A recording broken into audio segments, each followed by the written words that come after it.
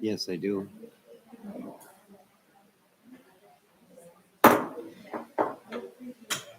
We'll open the Stanley City Council meeting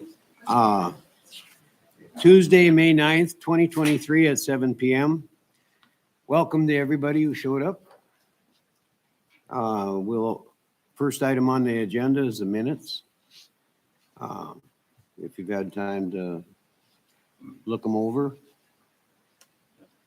I'll move to approve both sets because we had the special meeting minutes as well from 28th. So Okay, move to approve motion, both sets of minutes from April. motion on the table to approve the minutes. Is there a second? Second. Okay, a motion and a second. All in favor signify by saying aye. Aye. Opposed, same sign.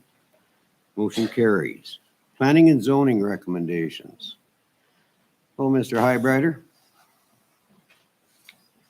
Mr. Mayor, council members, we had our regular meeting last evening. Our first order of business was a variance permit from Keegan Shunky at 528 First Street Southwest. On his property, there's a little one stall garage that's been there forever. And he would like to use the same footprint of his existing garage to build a new garage, just a little bit larger. And after we looked at the drawing and went through it, a motion was made to approve his variance to use the existing footprint of his existing garage to put the new garage. Okay. Can I get a motion to approve that? Motion to approve. Okay, there's motion to approve Second. and a second. All in favor signify by saying aye. Aye. Same sign opposed. Motion carries. Next up was Kolb Car LLC, the proposed Family Dollar Tree store. They came with a variance wanting to change the current rule book's size of parking spots down to a 9 by 19, which is supposedly the industry standard. Well, in our after discussion, Mr. Keelan voiced his opinion and concern of the size of these 9 by 19s. And in our new book that we are going through, we did change it to a 10 by 20 in that new book, which the new book's not done yet, of course. And we asked the engineer if he would think that a 10 by 20 would work. We would be willing to give him a variance for that, but not for the 9 by 19s. And he said he would have to check with the design and the powers that be. We gave him till noon today to respond back if the powers said it was all right. He did respond this morning that yes, they would be more than happy to change to the 10 by 20. And so the motion made last evening was contingent on him calling back today with that. Okay. With that information. So we did approve for a variance for the 10 by 20 parking spots. You said that's The new book will have 10 by 20s, yes. Right now, the current city book is 12 by 24, which is too big. But the 9 by 19s, which is kind of the industry standard, is way too small. So that's why we went by the 10 by 20s. Okay, motion to approve the variance. So moved. second. Second by Chad. Okay. All in favor signify by saying aye. Aye. Same sign opposed. Motion carries. And then in our concerns, we just discussed with Lynn, the status of our rewriting of our book. She said she's roughly halfway through with it and into rewriting and making all the changes. At which time, when she's done, then we will present it to the attorneys to review and continue the motions to get it adopted. Okay. that is all we had. Okay, well, thank you. Thank you.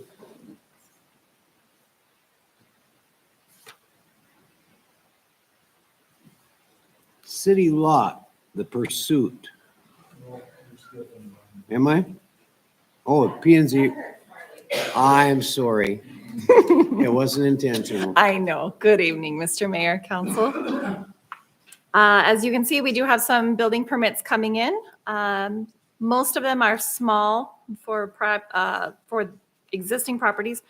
The pole barn for Chandler Myers, that one is out of city limits just to the north and is in our extraterritorial. And then Dave Neschheim is doing a shop on the lot that he has next to his house to the west of it.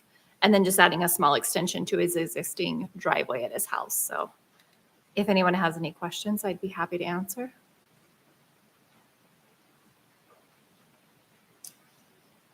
I have no questions. I guess. Anyone else?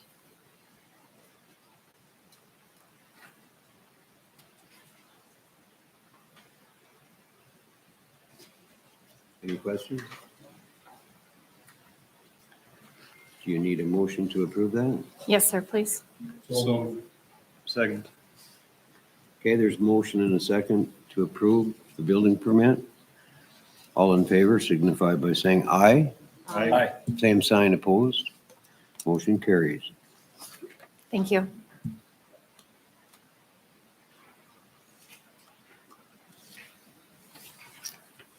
Thank you, Amanda. Now we'll move on to the city lot, the pursuit.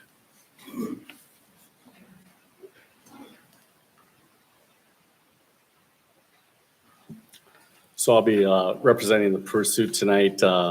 Pastor Nick is on leave. He's down in California for this week. So I believe you guys all have a copy.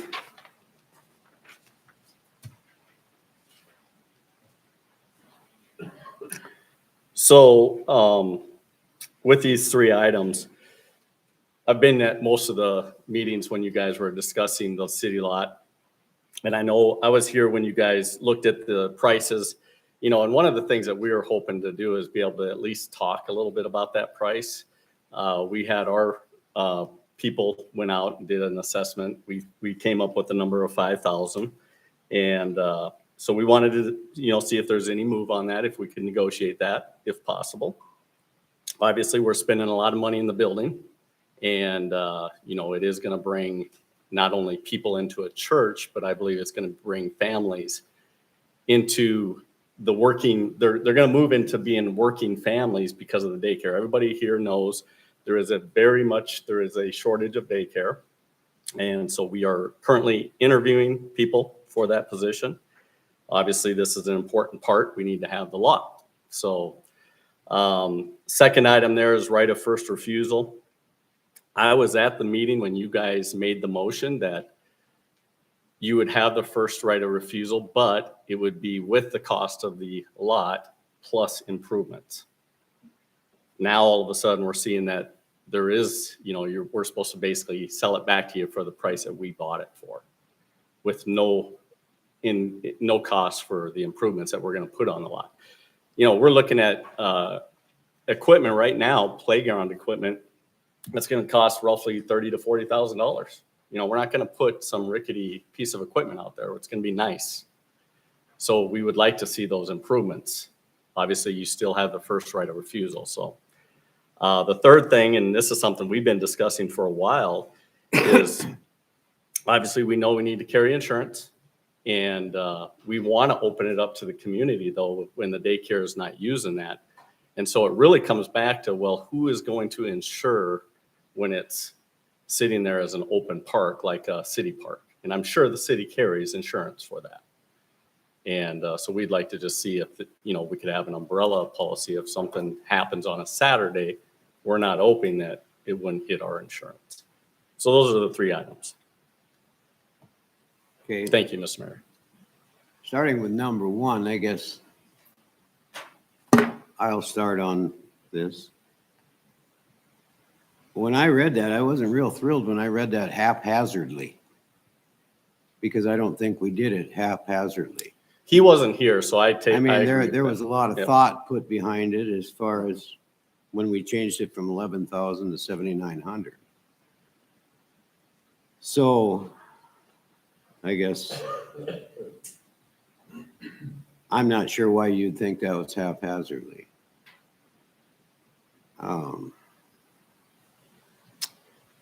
Well, excuse me, Mr. Mayor. I guess our take is that, it would have been nice if we could have been a part of that process to come up with that price. Because I was here, I think it was a month prior. Somebody else got a lot here in town to build a garage.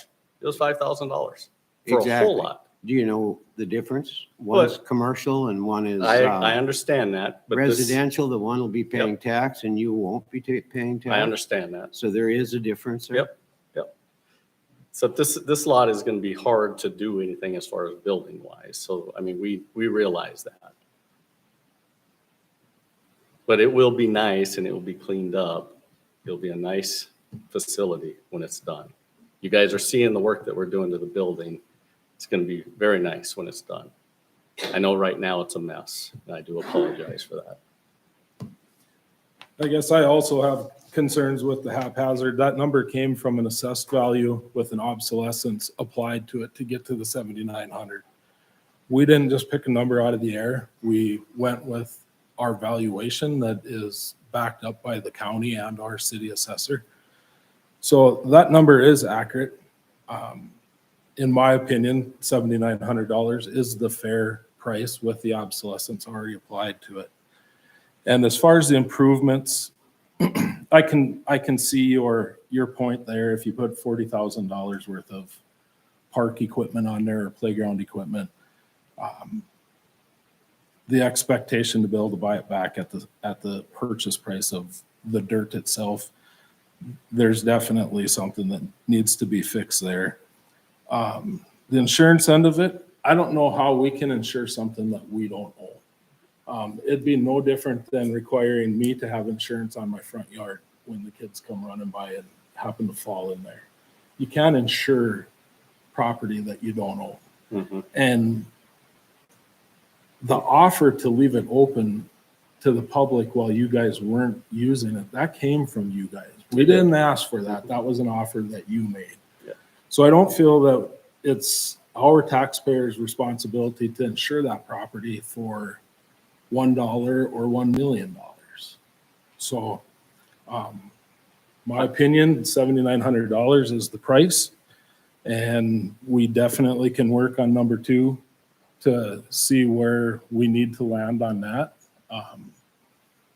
40,000 to put it in, but if it's there for, let's say, 30 years or 20 years, there's got to be some depreciation Absolutely. to be able to be factored in. Yep. And I think that is kind of what you're looking for, some Absolutely, that is. verbiage that states Yep. something to that nature. So Yep.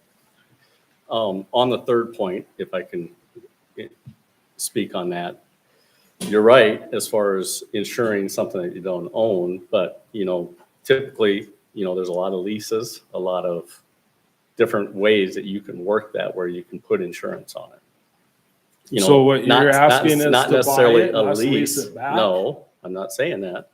All I'm saying is that, there's basically a time when, because obviously if we don't get another insurance policy where the city covers that with us, I mean, why would we open it up? We'd keep it locked. I mean, we don't want to take on that liability. So we want to make it enjoyable for the city. We want the city to be able to use it. Because I think it's going to be really nice on a Saturday when people are down there wanting to go have a cup of coffee. They wanting to shop. I mean, wouldn't it be nice to drop your kids off there and let them have some fun? So we want to do that. But if it's going to put us in a bad spot as far as liability wise, why would we do that? That's all I'm saying. So, obviously you got an attorney. Let's see if we can come up with something. What are the, obviously a layperson, not a legal expert or scholar, like is there options to fulfill that to where it covers, what he's saying, I get that. So like the off-peak time, like, yeah, I mean, is there, That would depend on what your insurer would have to say more than a legal question. I don't know if North Dakota Insurance Reserve Fund would cover that or not. And then and I don't know how much that would cost, and then that would have to be a decision you guys would make whether you wanted to pay for that.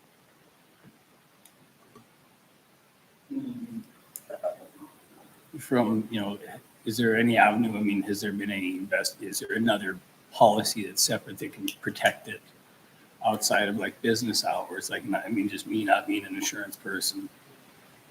Like, is there any policies that you guys have found that like would cover those instances where, the Right. weekend, where it's not staffed? We have not, but I mean, I guess that's something we could investigate a little more and see.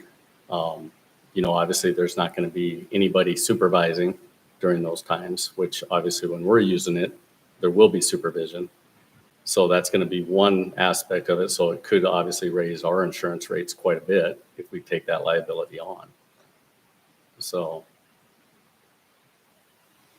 So my two things on this letter that we got from you guys. The first one with the purchase price is that you guys we had another entity that wanted to purchase that lot that would be paying taxes on it as a business.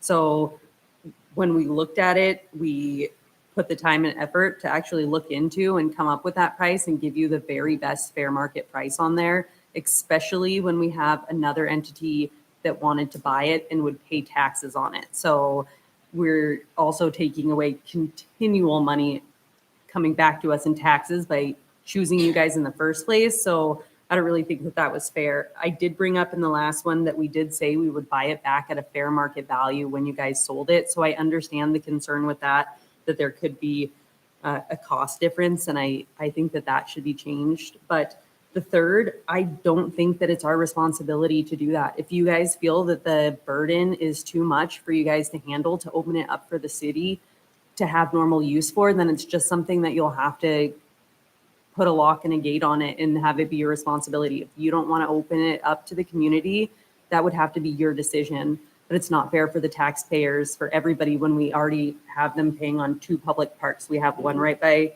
just right up the road that's there, and we have the big one there. So Right. if you decide that you want to close it, it's no different than when the school opens theirs, or when one of the other churches open up their playgrounds for the kids. If you decide that there's a certain time that somebody's going to be there to do it, then I feel that should be your guys' decision and your guys' burden to do, not the taxpayers.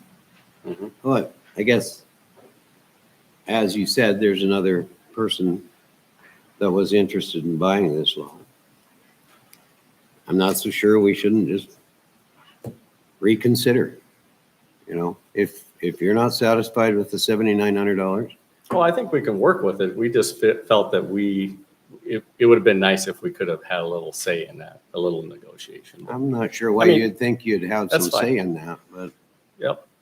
So, We weren't in it to make any money on the deal. Right. We weren't saying to the highest bidder and have a bidding war. We even took the obsolescence and because it is sitting there as an empty lot, and we did deduct that from the price. It is on Main Street. And like I said, it does take it off of the tax rolls. So that was our final price on there. It wouldn't drop any lower. I do agree with your point too. And I feel that if you guys don't want to pay that, I still think because we had already agreed upon point two, that there's room for that to be adjusted. But other than that, if you guys don't want it for that price, there was another person interested. okay. Yep, that's fair. So I'll take that back. So obviously you guys can discuss as far as that point too, but I'll take this back to Nick and we'll go from there. So, okay, all right. Thank you for your time. thank you.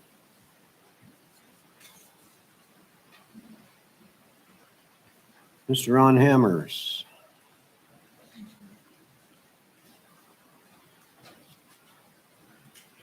Good evening, everyone. Thank you for letting me come and visit for just a little bit.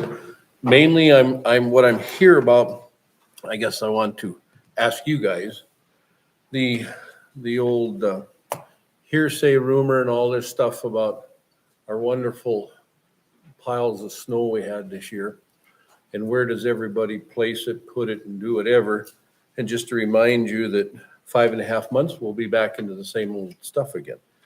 But my question is, Couldn't you And- stretch that out just a little bit, Ron?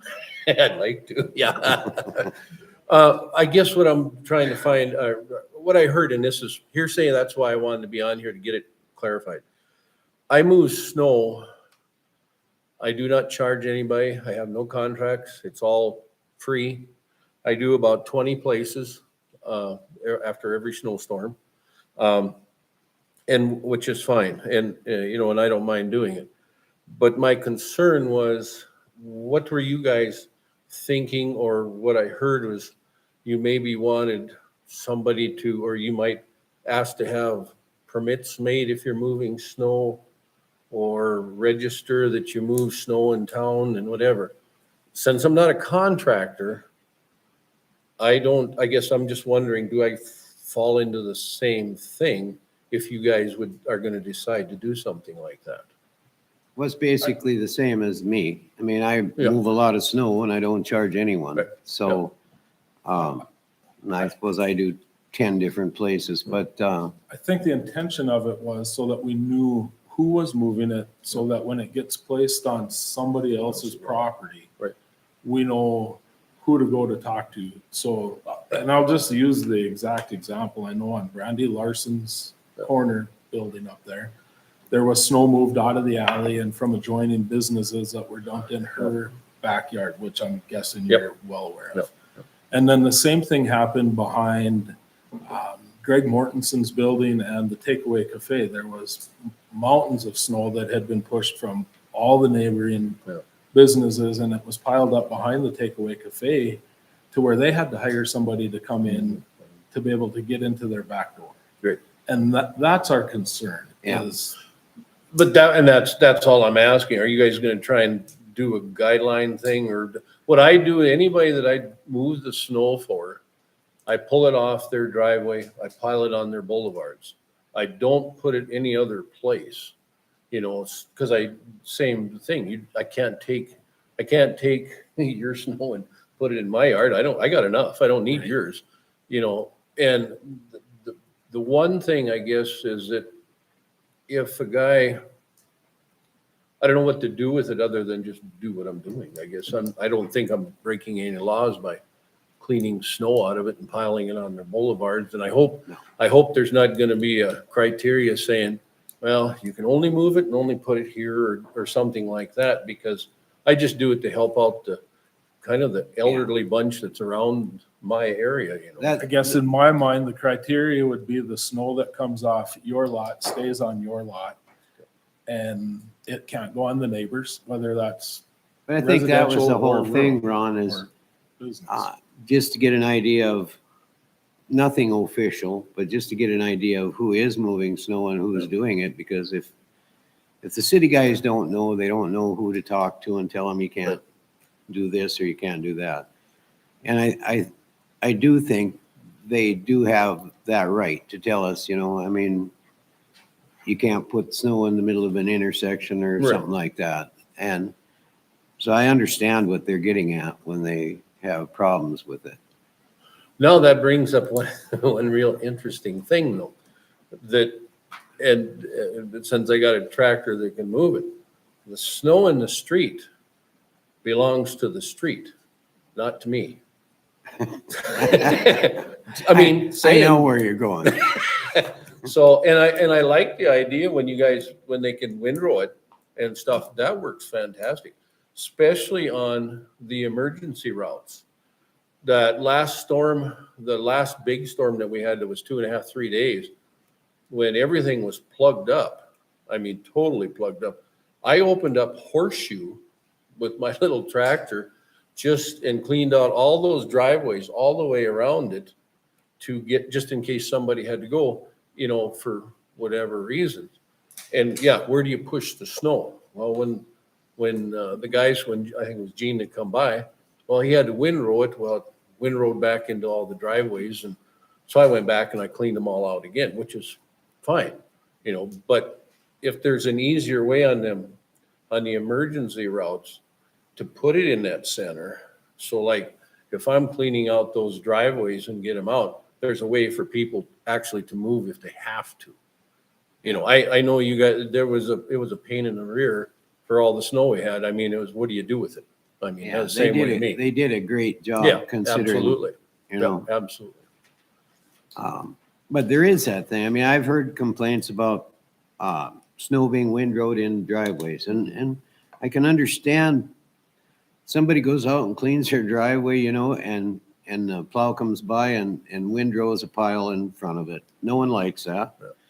However, you as well as me, we both know that it's the momentum behind the tractor. If you Yeah. stop to clean out that driveway or drop a wing at that point, you're not going to be able to push Hey, that move the snow. snow, right. So, Is there a way just to, I know that everybody's busy, but would there be a way with the cities got the equipment to have, like, when you come down and if you're plugging those driveways, to have like that small, the Bobcat or the tractor, like I've got something like that, to come in and just make one swipe? Because I can go down 8th Avenue and after they've went through, when you guys have come through with your equipment, and I can just swing in there and make one swipe. I'm thinking of the emergency thing if they have to get out. Yeah. Hopefully nobody does in a storm, but you know how Murphy's Law is. If you can't get out, you need to get out. But if there was something when you're doing that, if they could just come by and take it, I can always, on the ones that I do, I always can trim it up and clean it off completely. But just that one swipe, because I had mine all cleaned out and I had it windrowed. I couldn't even got my 4-wheel drive through the windrow. no.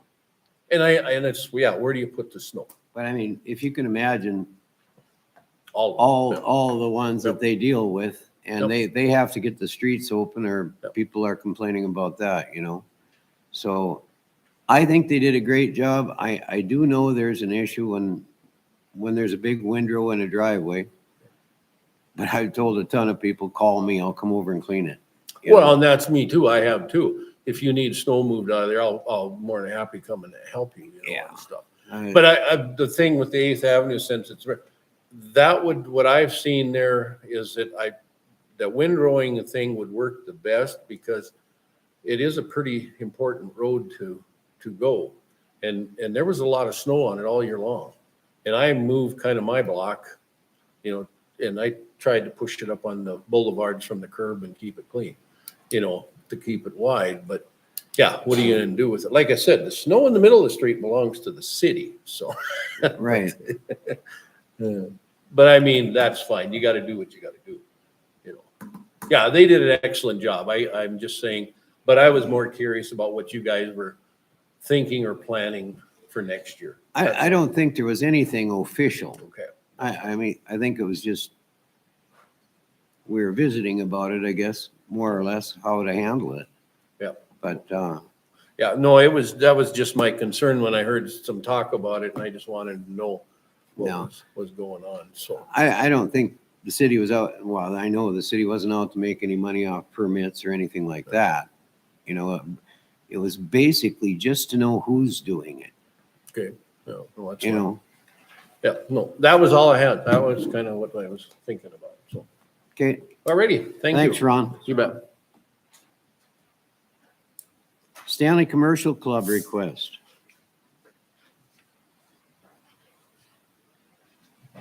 I don't believe anybody was going to be present that I was aware of. Janelle said she was going to try to be here, but so obviously this would be their request to close the street there south of the leader, since they won't be able to do the 4th of July event in the park this year with the pool project taking place.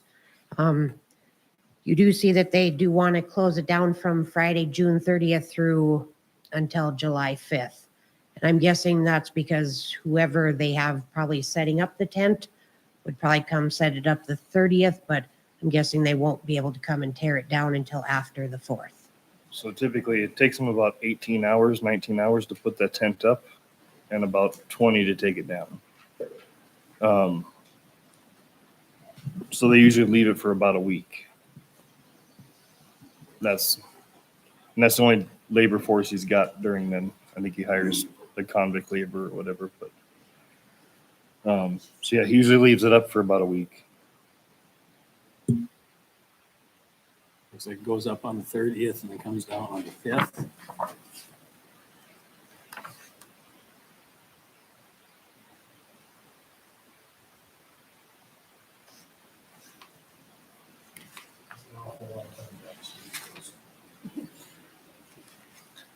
Especially when it has construction right behind it too.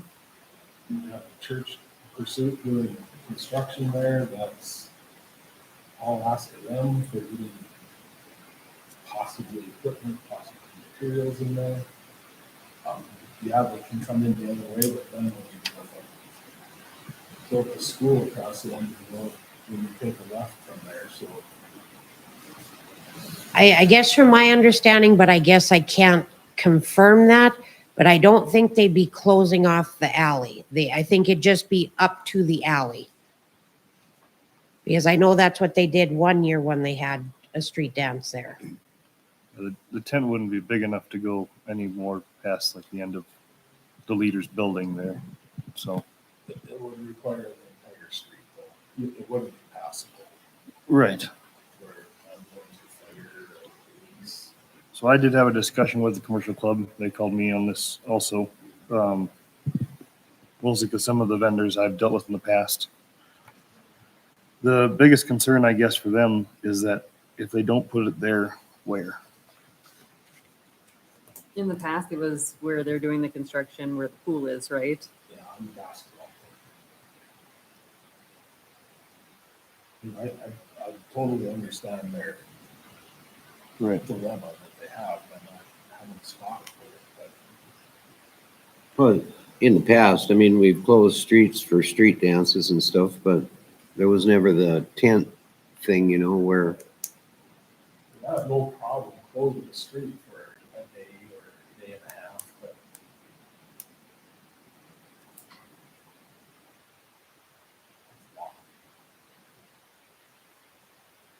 What kind of buildup does happen in front of that tent? I mean, yeah, it's closing that part of the street, but is it going to be a lot of people gathering right there at all different times? Like, why does it have to? Because then you're affecting those businesses too. I mean, that's where it gets muddy. I think it would be for the street or for the music. The night, Just that for they the have music. big band. Its main purpose is for the band, the night of the, I have to see which, the Saturday. And then it'll just sit vacant until. It also gets offered up to all the local churches and any of the local area, you know, vendor shows, class reunions, all that kind of stuff that they can use it also when it's not in use for that. So it doesn't just sit empty. Well, And it does get quite a bit of use in the park every year. the lumber yard's closed, so that's a plus. I guess my thing is if the optometry clinic and the pursuit is, I would really want to hear what they would have to say about it before closing it down, because I mean, The pursuit was asked.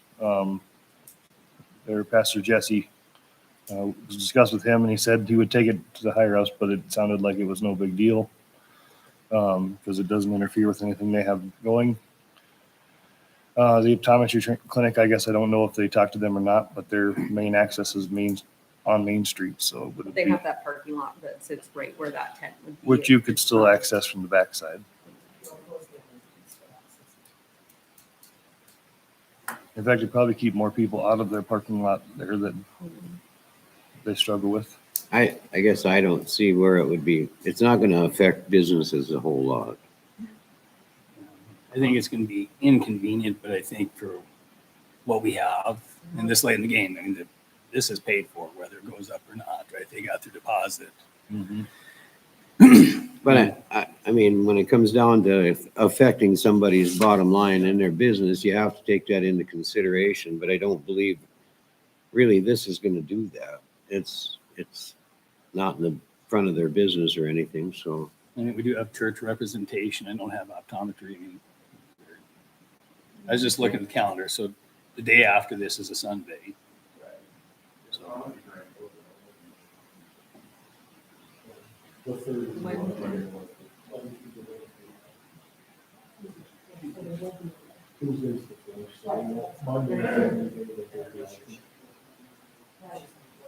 I don't see an issue with it then. Motion, do we need a motion on it or what do we need for it? I think we do, yeah. Make a motion to approve the tent. Okay, motion's on the table. Is there a second? Second. All in favor signify by saying aye. Aye. Same sign opposed. Motion carries.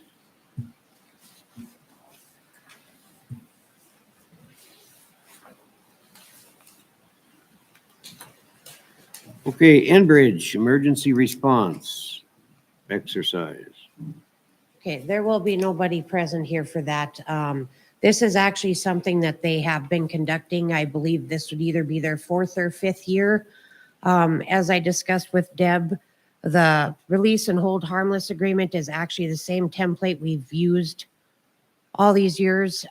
She did make one addition or revision, was that on the agreement portion, where it says the second sentence, the NDPL, she added in, which you guys have a copy in front of you. That was the only revision to the agreement.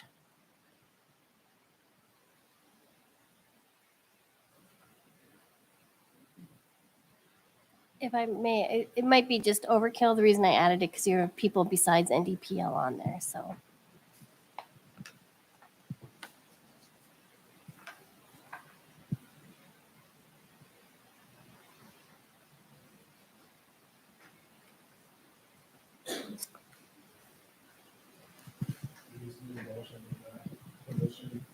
Correct.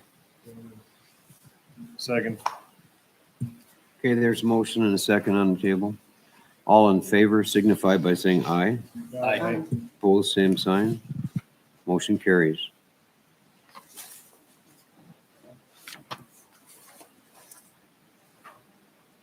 Okay, Stanley Park District request.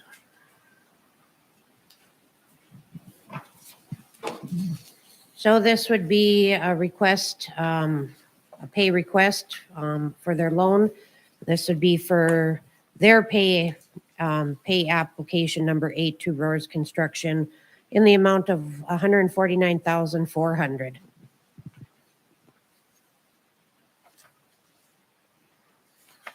Motion to approve. Okay, there's a motion on the table to approve. Is there a second? Second. Motion and be about 300 and some thousand, right? Yep, sorry, this would be their second request. Sorry, I should have gave you guys the spreadsheet, but They're, this The would first- be pretty close to, yeah, probably a little over 300,000. yeah. Sorry, next time I'll make sure to include a spreadsheet. Any other discussion? Okay, Alin, would you like to? Lauren, Aye. Ty? Aye. George? Aye. Chad? Aye. Okay. Opposed, same sign? Nobody opposed? So motion carries. Bros Engineering updates.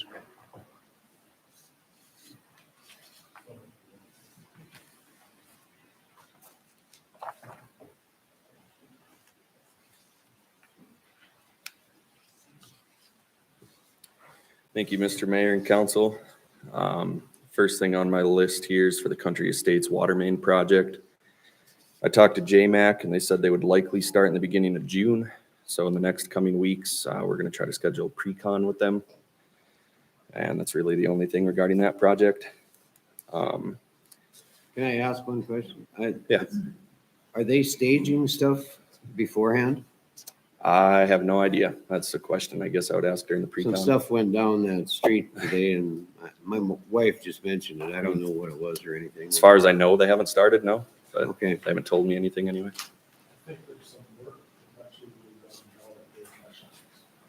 You mean the circle sanitation that was stuck there today?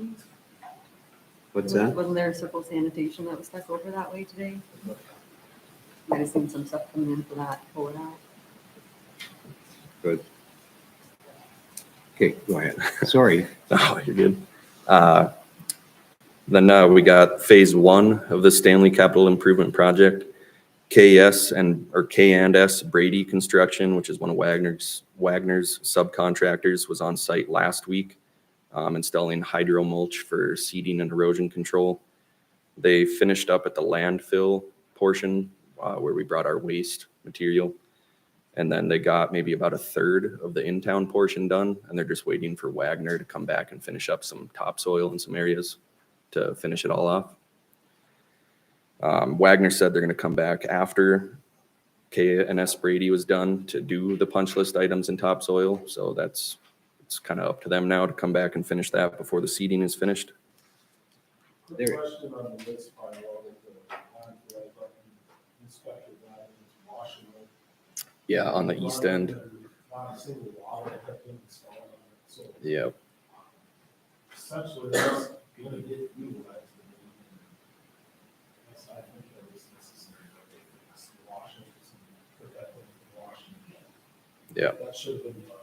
Yeah. in the front end, but once that pile was built with the back, it should have Yeah. had water. Well, what did they spray on? Did they spray weed control on there? Or what was it? Last fall or the No, spring? just now, or did they seed it? Yeah, the hydro mulch, it has seed in it They too. did. Yep, They yep, did seed it? Yep. Okay, well. Yep. Seems they wasted their money because there's some washouts in there that are a foot and a half deep. yep. On the east end there, there's some big ones, yeah. As long as I can take the floor, I will.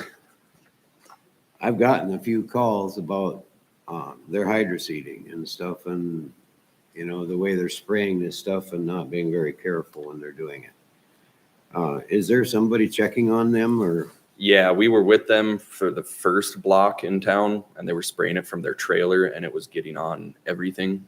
So we asked them to stop and use just their hose and do it by hand, and it got a lot better after that point. Okay. So yeah, the first block from on 3rd Street from the highway to 5th Ave is where they did it from the trailer, and that was, yeah, it wasn't very controlled. So, Yeah. and we told them if there's a boulevard or if there's cars or houses or anything, that we want them to do it on foot with the hose. But if there's like an open area, like for instance by the Public Works building on 3rd Street where there's just nothing, then yeah, whatever, go ahead and spray it from the trailer. But if it's, you know, in people's yards or their sidewalk, or if there's anything to worry about, we wanted them to apply that kind of by hand. Right. Yeah. Okay.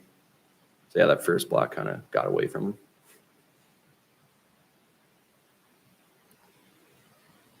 I don't mean to keep interrupting. No, you're good. So I think that's everything for phase one. For phase two, we are starting to work on the right-of-way / temp construction easement letters. Those are working on being created, and they'll be sent out to landowners in the project area. Similar to phase one, we're trying to get 5 feet of temp construction easement throughout the project area. And that's just for, I mean, you saw in phase one, it's just for sidewalk installation, driveway, whatever it be. Ideally, we get it from everyone. If somebody doesn't want that temporary construction easement, then we'll look into if we actually need it on their property or not. And if we don't, then, you know, we'll just, you know, get rid of it, whatever. But if it is needed for driveway extension, whatever it be, then that's, you know, something that we're just gonna have to figure out with that landowner if or when that ever happens. But just kind of giving you a heads up on that we're kind of starting that process, and that's what we're looking for again.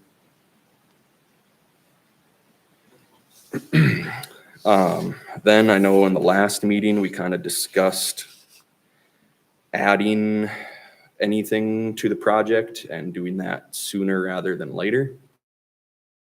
Attached, you'll see I've got some scope sheets.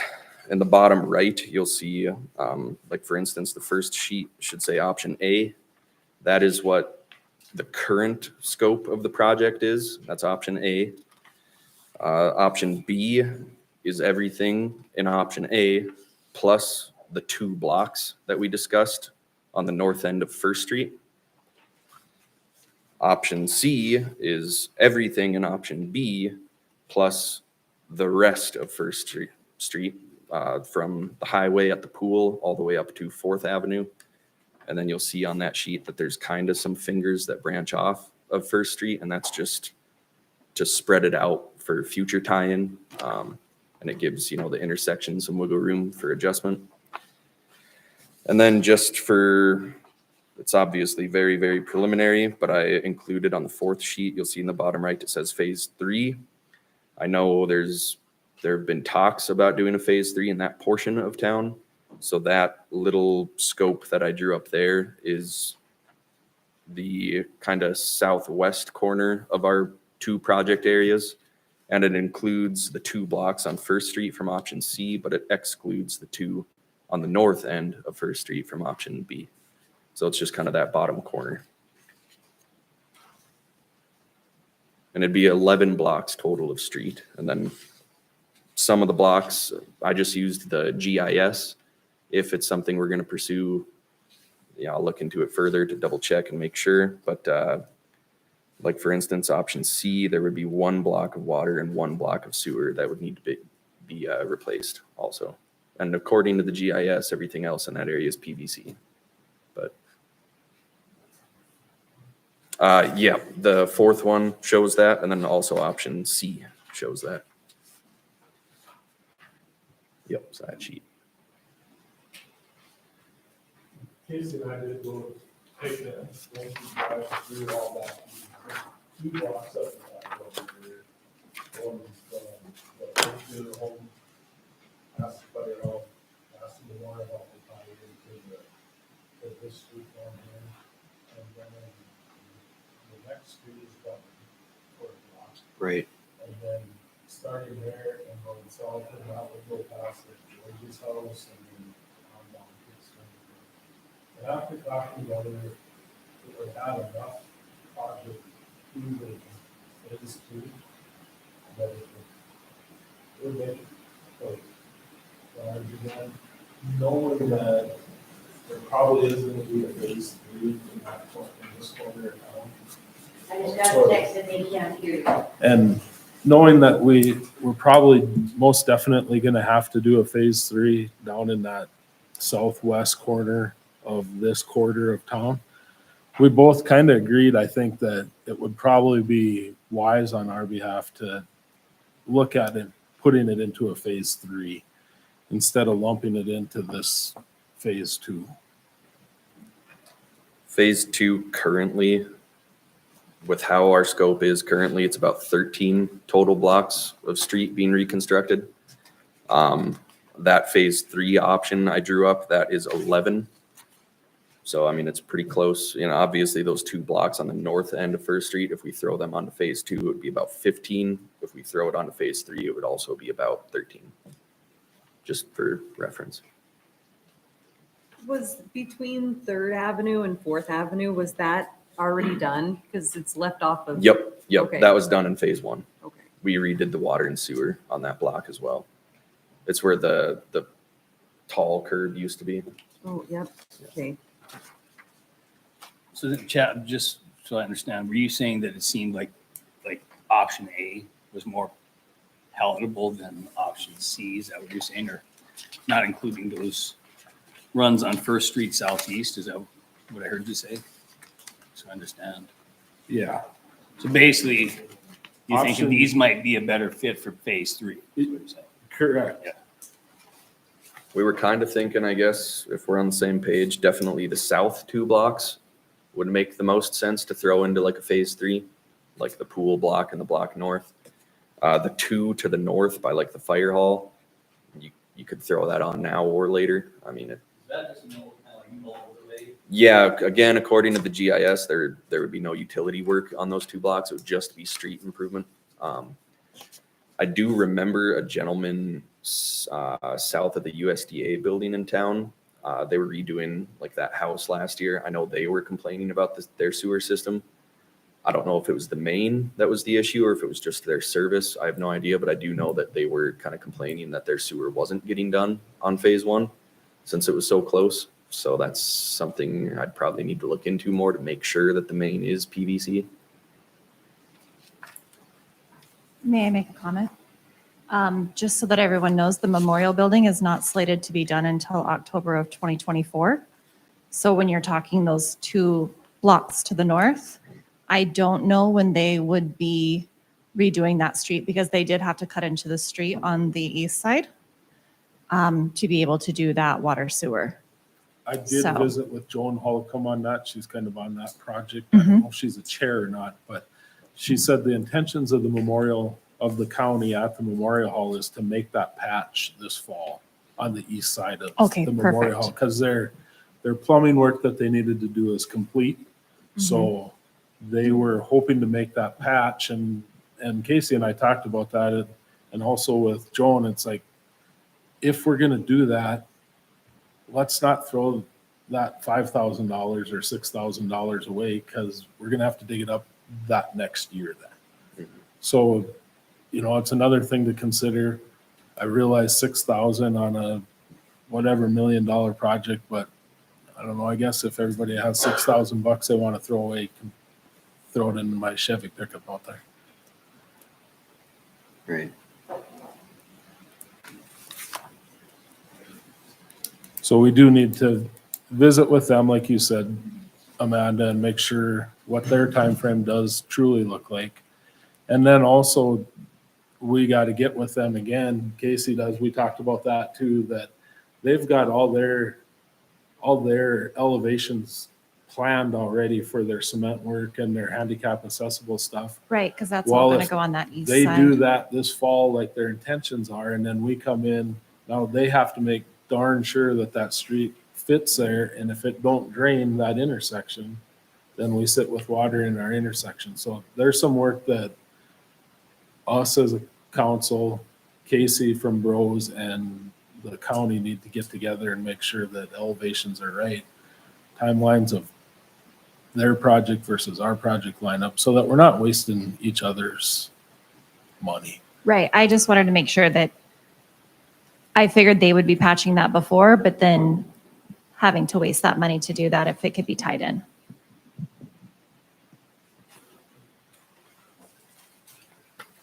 So I guess my advice, if he's asking for us to give him direction, I would say that option A on phase 2 is probably the most appropriate route to go and look at putting that phase 3 in, you know, another year down the road after we get this one complete. Yeah, I agree.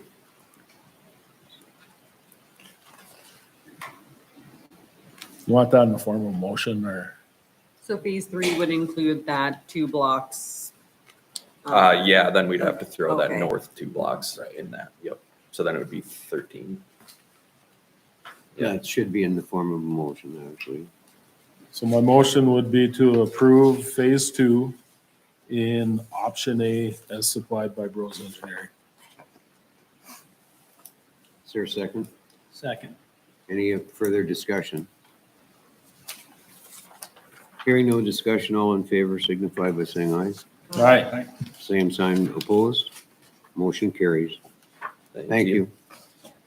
The last thing I have on my list is that Highway 8 shared use path.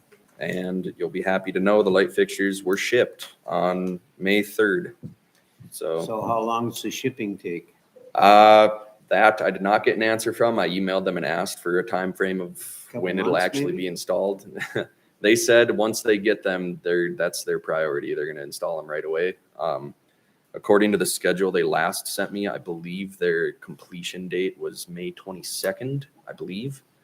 And I emailed them asking if that date needed to be changed at all, and they never got back to me. So whatever that means, I don't know. But in theory, their completion date is May 22nd for everything. So, and I haven't heard otherwise to that. So. Should go quick, they said. Yep. Jump back up to your phase 1.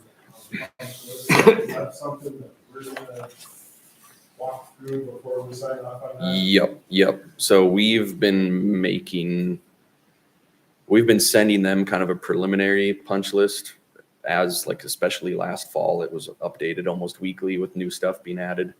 And then I just added some more stuff today actually to it. So once we get a lot closer, then yeah, I planned on someone from Public Works. If anyone else wants to walk through it, I mean, obviously you're more than welcome. But yep, oh yeah, that was today. Yeah.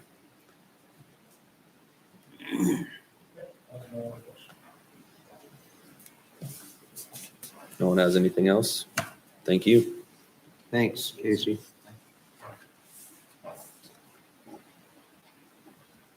Tax deed properties.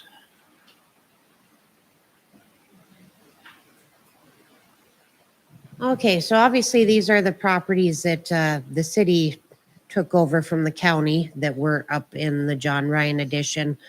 I've had a lot of inquiries about what we plan on doing with these lots, especially there's a couple of vacant ones. I've had people asking if the city plans on selling them. And I said that obviously that was still a discussion and was to be determined by the council.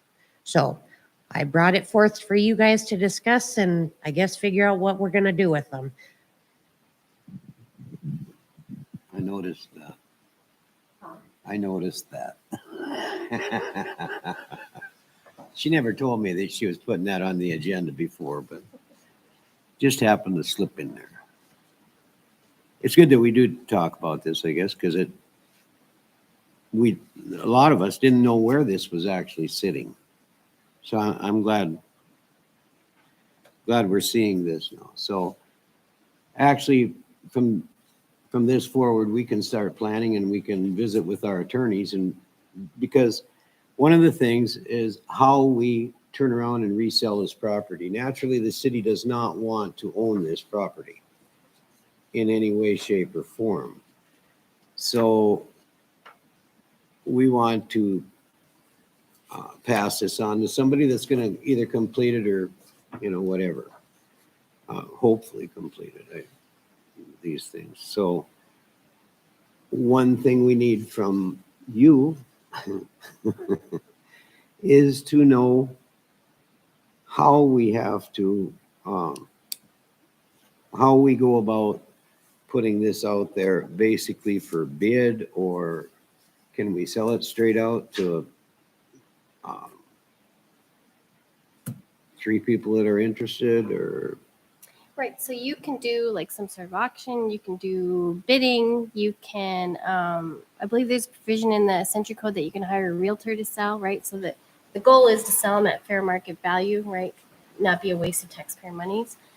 You can put stipulations on the sales such as, I don't know specifically about these properties, if there's any stipulations about developing or if there's requirements for curb and gutter, I don't know the specifics of each particular lot, but that they need to, if there's nuisance building on those have to be taken down in a certain amount of time, right? I'm not familiar with each lot, but we can put those stipulations into the sale prices. and we would have a lot of stipulations Okay. when we get rid of this.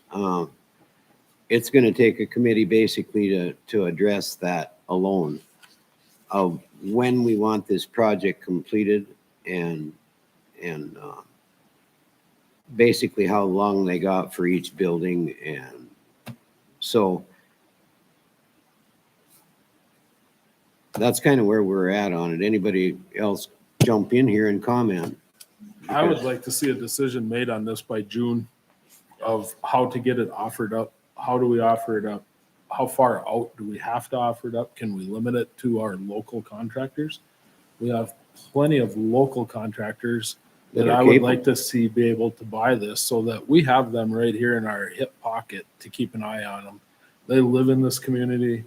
They're going to feel obligated to do something more than what's really ever been done out there because they don't want the black eye. And I think one of the questions Marley was wanting to ask, but he didn't, can we pick that contractor that we sell it to? Well, I think it has to be a fair and open sale. I can't remember exactly what the ordinances are, but I can look at that tomorrow and get it to a Lynn so that we can start planning that. But typically, you're gonna have to, have some sort of bid process. Or, a realtor or something But- like that. But how widespread does that have to go out? Can we do that and limit it to contractors that are listed with the city of Stanley right now? Approved contractors? Yes, So you wanna limit the pool of buyers? right. Because I'll just be brutally honest, I don't want Greenstone being able to bid on this and get it back. That's why we bought it in the first Yep, place, and the right? county said that us owning it, that we had a right to refuse them. So I don't see how it'd be much different than how we sold the city lot. We had multiple people interested. We picked one over the other for Right. reasons of their own. Could we not do the same for that? Right, I mean, typically the city can sell property, reject any bid that it wants to for whatever reason, as long as it's within the fair market value of the property. But I'd like to look at some things before I give an answer to this specific question. I've not had that particular stipulation I've dealt with other stipulations about, you have like certain metrics, right, or benchmarks you have to meet, or the sale becomes void and the property goes back to the city. Like, there's different things we can do. I've done in the past, but I've not had this particular issue, but I'll look at it in the morning. Well, I just think we're all concerned with it. We don't want an out-of-state contractor that we have no control over, or even some in-state contractors that are from Fargo or Grand Forks or whatever. They don't really have any skin in the game, at that point, and we want to be able to make sure this gets taken care of. I guess I would be willing to even say at not fair market value, like if we were to sell it for $1 to somebody so that we could get it back on the tax rolls and so that it's not sitting there as a condemned building. So, I mean, granted, we wouldn't be making a profit at fair market on it, but we also wouldn't have the burden of tearing it down. We would have, there's more benefits to have somebody Just- fix it up than to tear it down. So Okay. it would be under fair market. Just for a scenario, okay, what if we advertised it just that way? That we were gonna sell this property for $1, just like we got this property. However, Here's the parameters. here, yeah. All these things have to be taken care of, plus, whoever wants to jump in on this can, and then we'll have a review committee basically pick the best one. Is that something that you could, I don't know that I would encourage the city to sell its property for $1. I mean, even if you have parameters, they can still put in a bid for what they think the property is worth. But I mean, it's not Have you been up something, there? No. huh? I said, have you No, been up there? no, I haven't. Not familiar with these Because properties. right now, currently, our city taxpayers have $7 invested in that property on this sale. On the sale, yeah, that's fair to say, on the sale. Right, but on the sale, we have $7 invested on the Technically, Those property. are still sitting on, our specials still sit on there, the county. Right. But what I'm saying is the sale itself, there's $7 that we made an obligation of by the city. The taxes that's water I think- under the bridge, that you don't get to go back to a new owner and say, pay the taxes back. So, but you can't take that into consideration because that's done, that's gone. well, I think I it's don't clear that disagree with everybody that, but just it's wants the gone. best thing, I mean, best person to take this property over, and that's what we're after. It's not like we're trying to manipulate something or whatever, but it's been a concern of everybody in Stanley, North Dakota. Those buildings are ugly. They need to be either fixed up or torn down. We know that. We don't want to tear them down.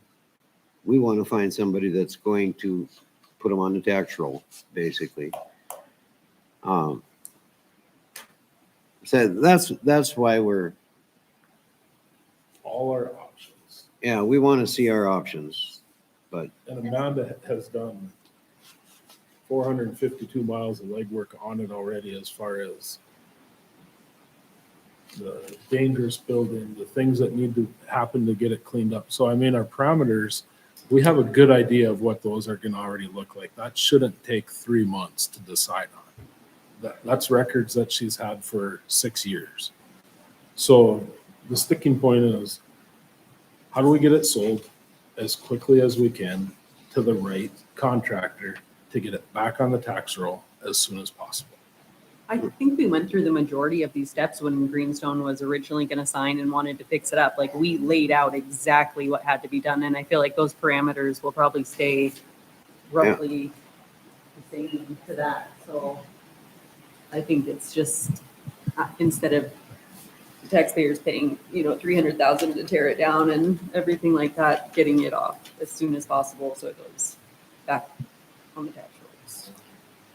Also, I would like to see if they are going to develop an actual schedule, like not just you guys are hitting benchmarks once we get everything approved, but if you're going to buy them for $1, we don't want to see them sit there listed as still a dangerous building, because Right. that's what you guys have determined it to be for 5 years when they could be developing it. Do they need to start within X number of months with a building permit turned in within 3 months or 60 days, whatever it is, so that it's, I don't want to use take advantage, but I don't know how else to say, so that they don't say, well, we'll get it on the cheap and then we'll figure out how to deal with it later. I would hate for that to happen, because then we're going to be right back in the same situation. Yeah, that's what we want to avoid, Mhm. at Absolutely. all costs. So Absolutely. I think that's why we're all a little jumpy about this whole thing. So we need to really need to know that we're going in the right direction. Yeah, and if someone wants to, send me, Lynn can send me kind of what the parameters are for your contractors. Like, these are the types of contractors that are, would be qualified bidders, right? Like, you can set up the qualifications of the people, right, for any Right. bid. But I'll look at those ordinances tomorrow specifically about sale of city property. I just looked at them pretty recently, but I don't remember all the ins and outs of the ordinances, but I know where to look pretty quickly. Okay. Okay, any other discussion on that? We'll move on. I just wondered, one idea that just came to mind is, could it be, and maybe this is something will come out in the wash, where you have some sort of surety bond that we hold, like we'll sell it for $1. We're holding this bond. You do what you say you're going to do, or else we get it back with your surety bond. Would that be something that would kind of, Yeah, I'm sure a lot of that stuff could be added in. Yeah. You know what I mean? But the idea is how you pick a contractor. Right. And that's where our big issue is going to come. Mayor, may I ask a question? So obviously, we've kind of discussed where the apartments are, but there are a couple of vacant lots. And those are actually the ones that I've received the most inquiries on. So I guess, do we want to obviously just do a bid, do bids out on it? Yeah, and I would really like to see the lots, I guess, before I'd have anything to comment on that. I'd like to go over and actually physically look at them. Okay. Some of the lots already have Foundations. board on them, Yeah. or that are tied to those. I think the two vacant ones that were actually Pulte's, they are actually vacant. Nothing is on them. Are they the ones up on the northwest corner? I think they're the ones across from that pond, isn't it? Across from that pond by the siren. Yep. There's that one, and then I think the other one was. Okay, The two lots I think that Chad you're referring to, there's for Greenstone, there's 2 lots that the buildings are built on. There's one to the east and one to the west up by that old highway 2 that don't have any development on them. I believe we'd have to find property pins in between those, because I think the one on the east is maybe pretty close to that line. But I know that one up on the kind of northwest side, it doesn't have anything but some dirt on it. That's what extra. I thought too. Yes. Can we get those staked out and everything so that we know exactly when people are gonna be making offers, that we can show them exactly where the property is? Yeah, but I think we should probably all get familiar with it before we make a decision on something like that, you know? Would you like me to send even like GIS prints of them, copies? And then you I guys, would. if you guys want to go up in your travels and on your time, whenever it's convenient for you, you guys can go up and actually look at those lots and just kind of see what conditions I that think they're that'd be in. really helpful. Okay.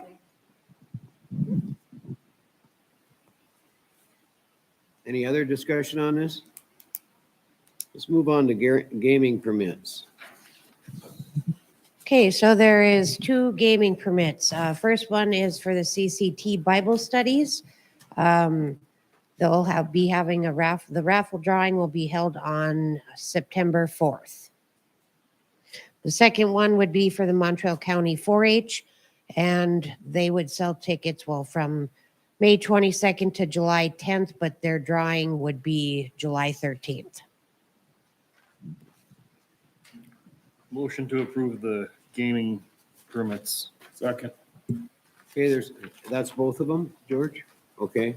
There's a motion on the table to approve both gaming permits and a second by Chad.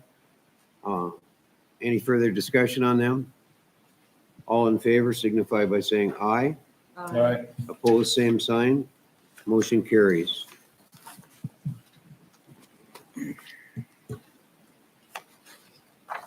Okay, next item up, gaming site authorizations. So there is 2 of them. These are both through the gaming organization, the Veterans Club of Kenmare. So it'd be for the 5 spot and for the beach bar, and these would go into effect July 1st by the fiscal year, so July 1st through June 30th of next year. Move to approve. Second. Okay, there's a motion and a second on the table. Any further discussion on this? Without hearing any, all in favor signify by saying aye. Aye. Same sign opposed. Motion carries. 2023 first quarter gaming report. So there is no official motion required. This is just something that actually used to be conducted on a quarterly basis before. Just more or less make notation that the council has received it and reviewed. Okay. Any questions by any of the council members? I just thought it was funny that there's still money that had to go back because people didn't cash their checks. It blows my mind. Yeah.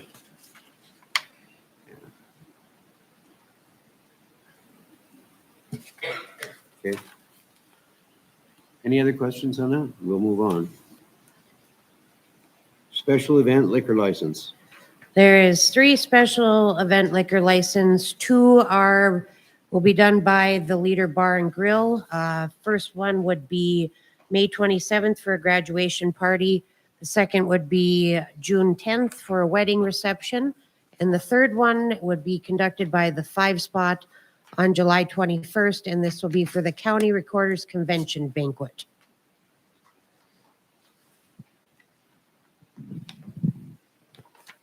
Can I get a motion to approve? So move. Second. Motion and a second's been made. Any further discussion? All in favor signify by saying aye. Aye.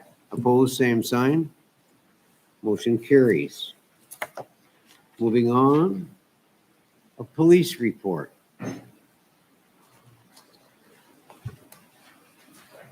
Hello, chief? Good evening. I didn't want to come up early this time. Yeah, I was Not- wondering if you were gonna. Yeah, I didn't want to do that again. I learned from my last mistakes.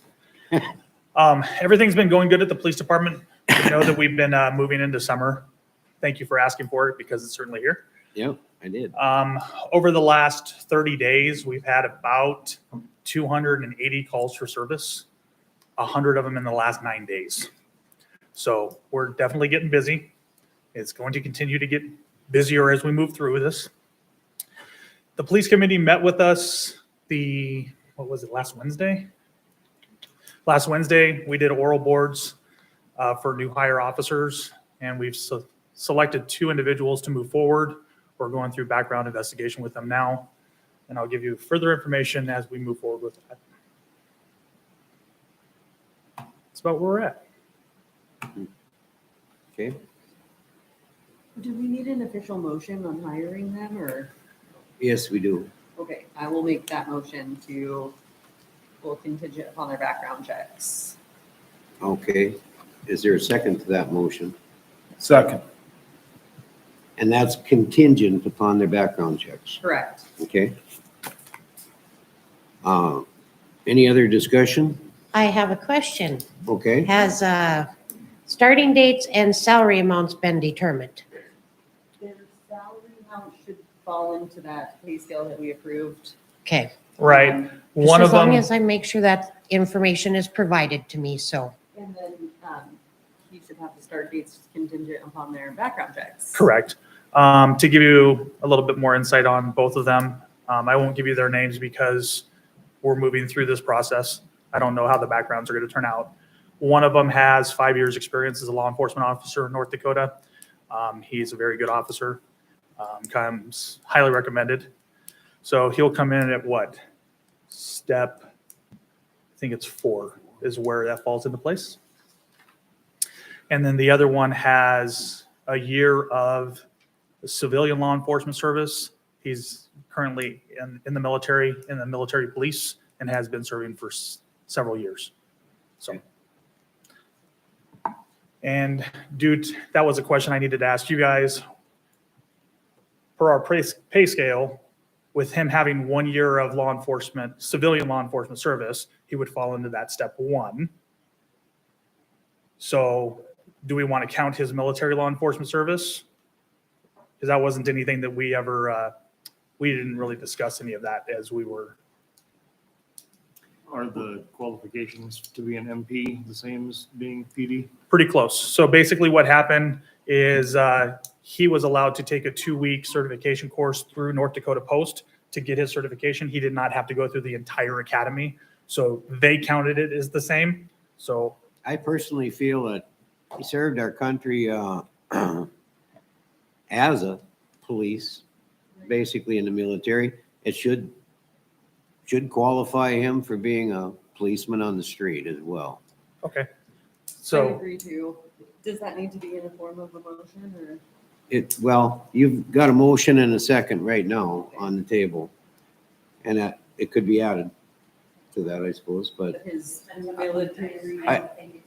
I don't think it's necessary either, so, as long as we all agree upon that, you know, and it sure seemed like we did, so.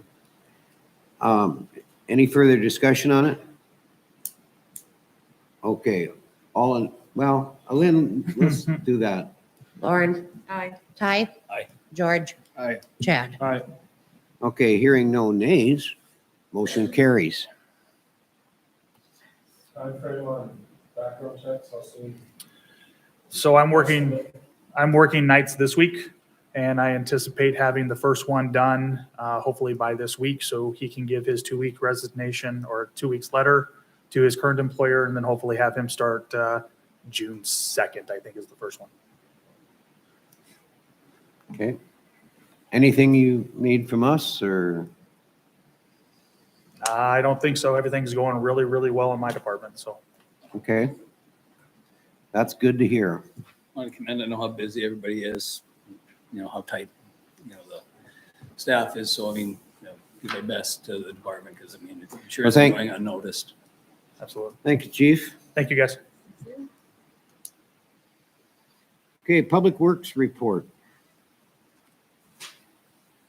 All right, Brady is out ill, so I will cover that other for him what he had. First thing on his list was the street sweeper. It is repaired. They're waiting on a special crew for the drive axles on it.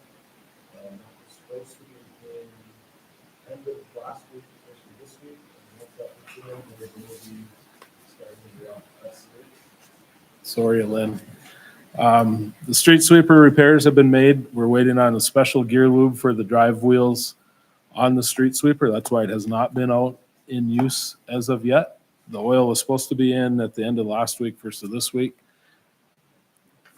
So as soon as that gets here, they will top off the gear oil and get to cleaning streets.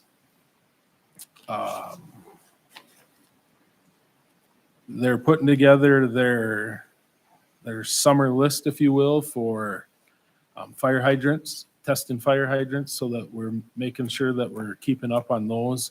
There's a few of them already that they're aware of that they either don't work properly or they don't work at all. So that's become a priority one for them to get those listed so that we can get that out for bids to have them either repaired or replaced. The next thing he had was the Lagoon Road. The repairs to the slough have been made. As I stated last month, there is a larger project that we need to look at out there that's going to require some extra work. So, but the road is safe now. The recommendation from the contractors that repaired it and also Brady is that it is pickup travel only on the dikes that run around our lagoon to help protect them.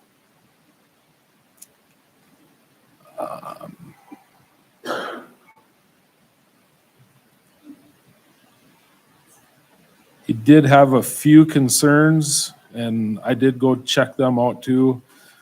Crack sealing is probably one of the main ones. It hasn't been done for several years, and that's part of the reason for the degradation of our streets as the water gets in them. And we feel that there is a need to put that back into motion so that we seal these cracks and help start keeping the water out from under our roadbed to make these streets last as long as we can without having to do major repairs. With that said, I'll visit with him tomorrow and get the equipment that we currently have, see what we need, if there's something that they can get started on it, or if it's something that we have to look at contracting so that we can get it done. So that's one thing on a priority list for them.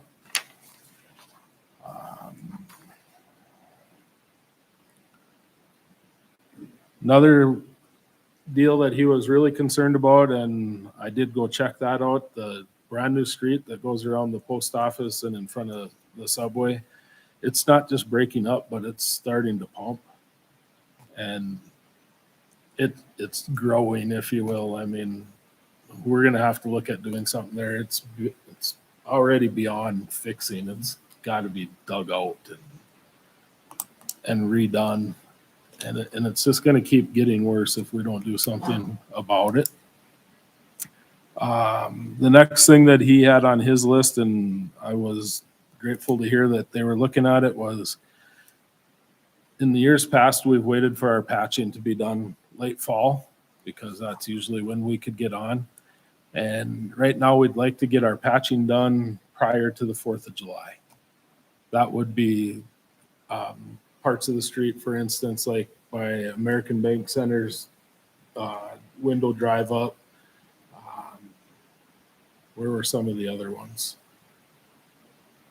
There's several in town that aren't immediately part of phase 2, so they're going to be 3 years out, and we just can't keep packing dirt into them and having a mess. So he did talk about that.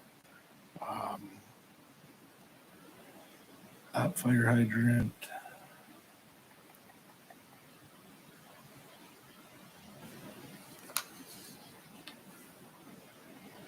Anything else, Lauren, from our meeting or Ty that you can remember? I feel like those were the main ones. Yeah, that's what I recall. Landfill is open Saturday. They were out there bright-eyed at 10 o'clock, and there was lots of stuff.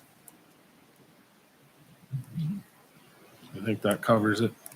The other two items that, so we need to do for the requirements under the lead and copper. So there's actually an agreement.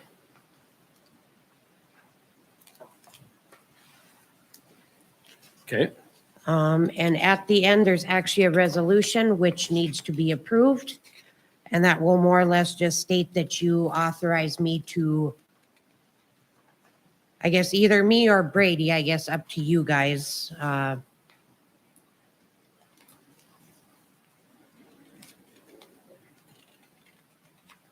this just states that as we've come across them for repairs, that the lead has been on our side removed, and or if we found it on the property owner side, that they've been notified of it, that they have lead, correct?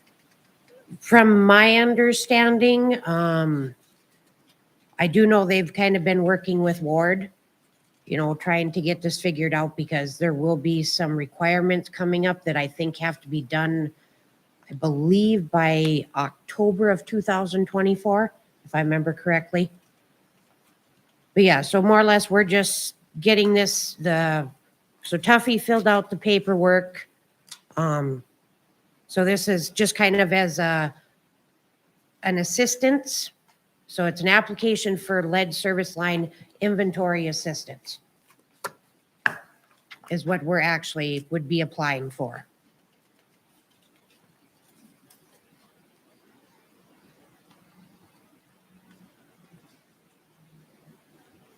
Okay, so what are you looking for, Lynn, as far as, are you Oh. looking for a motion to, Yep, so we'll need a motion to approve this resolution. And like I okay, said, I don't know if you want to designate that I can be the signing. Well, I know it talks about certificate of recording officer, so I don't know if you want it to be me selected or to do Brady.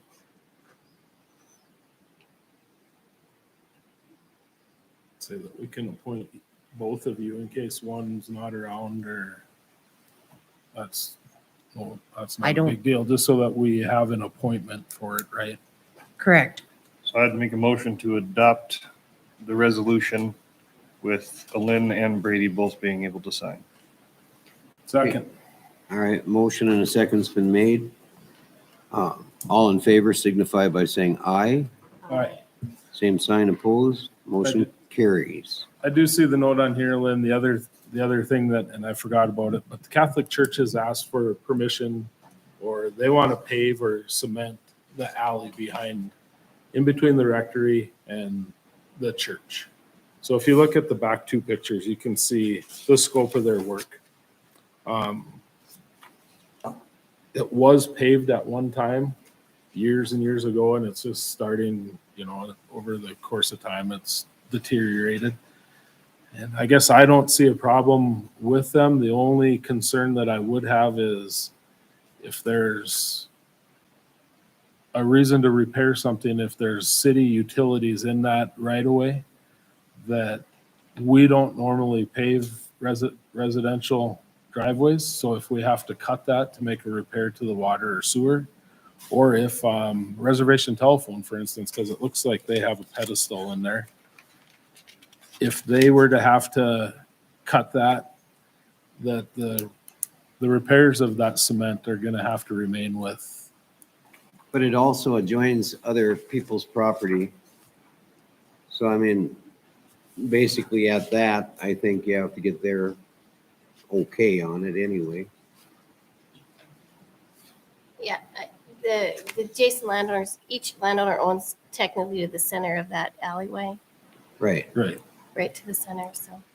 So I do think the church needs to go, and I'm sure it's not going to be a problem with anybody. I don't know how far north it goes. I guess, so, but any approval should be given contingent upon the fact that they have the Have to have a approval of neighbor. all the neighbors.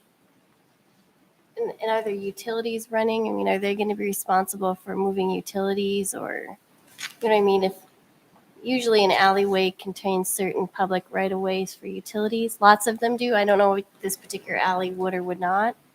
I don't know what your plat looks like. So if there's utilities there, you're gonna have to work that out with the utilities.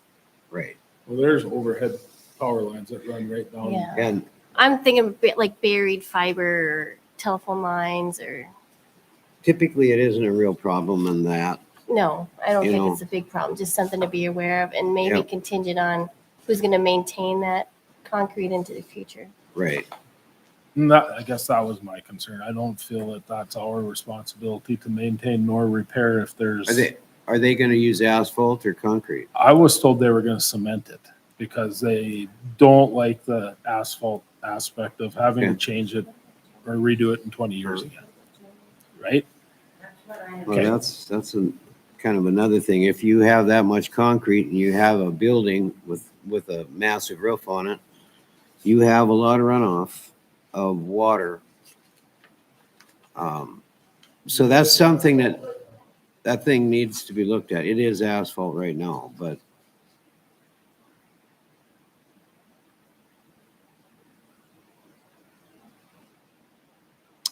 well,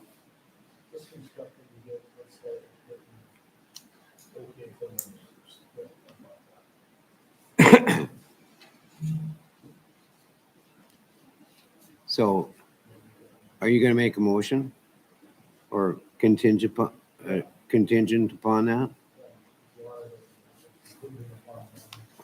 Like, yeah,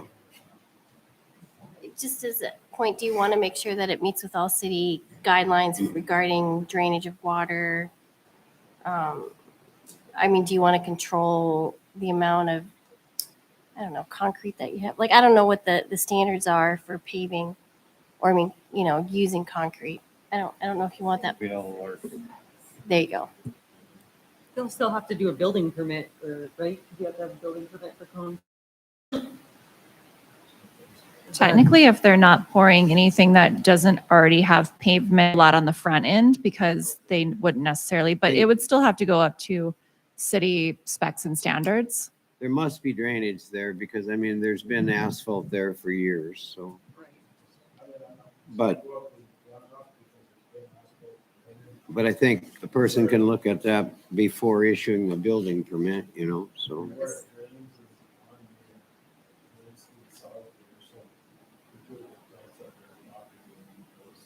Yeah,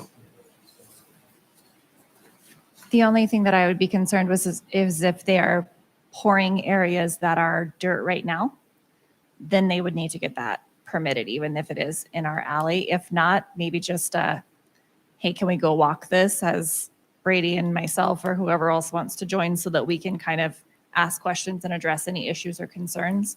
Also so that the church has, we're all on the same page so they know what to expect or what we would expect since it is our public right of way. I guess would be the only thing.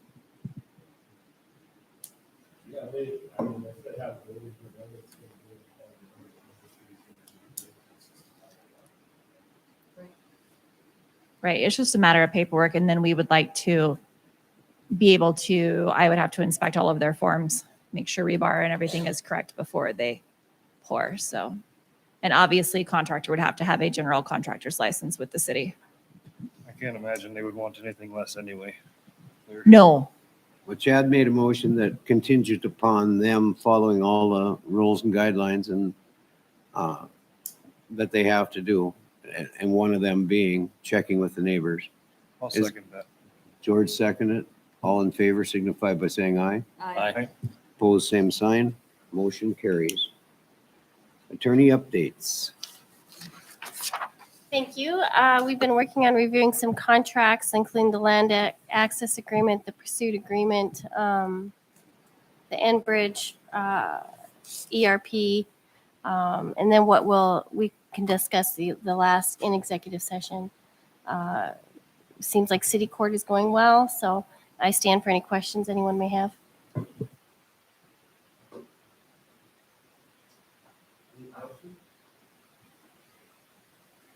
Oh, let me add, I'm sorry. I did speak with Jason Benzo, who represented the city in the action with the John Ryan edition. Was employed by North Dakota Insurance Reserve Fund. You're going to find the order in your materials that the court granted the city's motion for summary judgment to have the case thrown out. So that's in your packet. So we won that, but we won nothing. That's the way I understand that. Well, you won not having to pay any money, so that's good. Yeah. nothing gets fixed up there, they're not responsible for anything up there. Yeah, as I understand it, there's not a developer agreement, there's no real contract, and, That's really irritating. But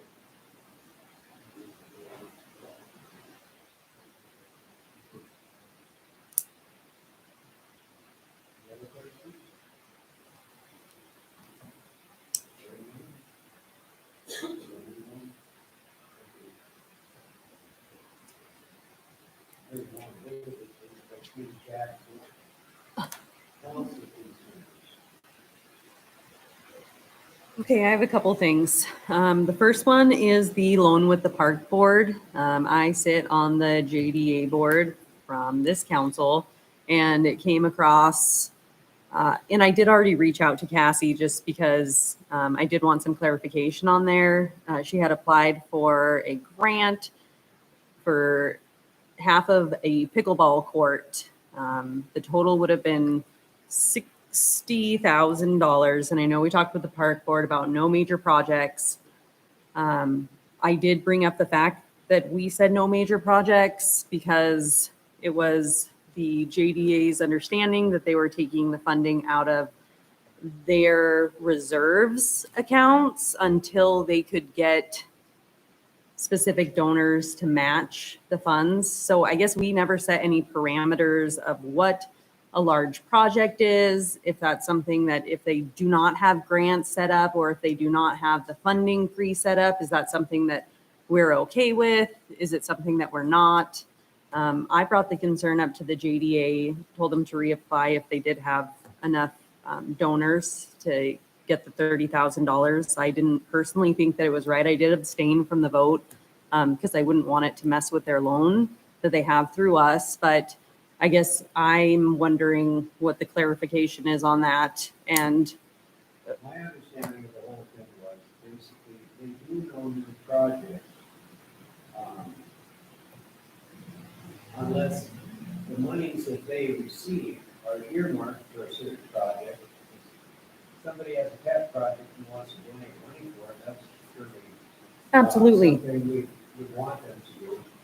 The other thing is, as long as they don't use their general fund or tax money. So to my understanding, it was they were going to use that money until they got their specific donors to get money back in. So that's where I felt like the line was really faulty. If you don't already have the money earmarked, like if the donors haven't already given you $30,000, or if you don't already have 30,000, because grants can fall through and donors can decide, maybe not, I don't have that much to give this year. Is that something that we need further clarification on to say, if you do not have this specific amount, you shouldn't be taking it from your savings or your general fund?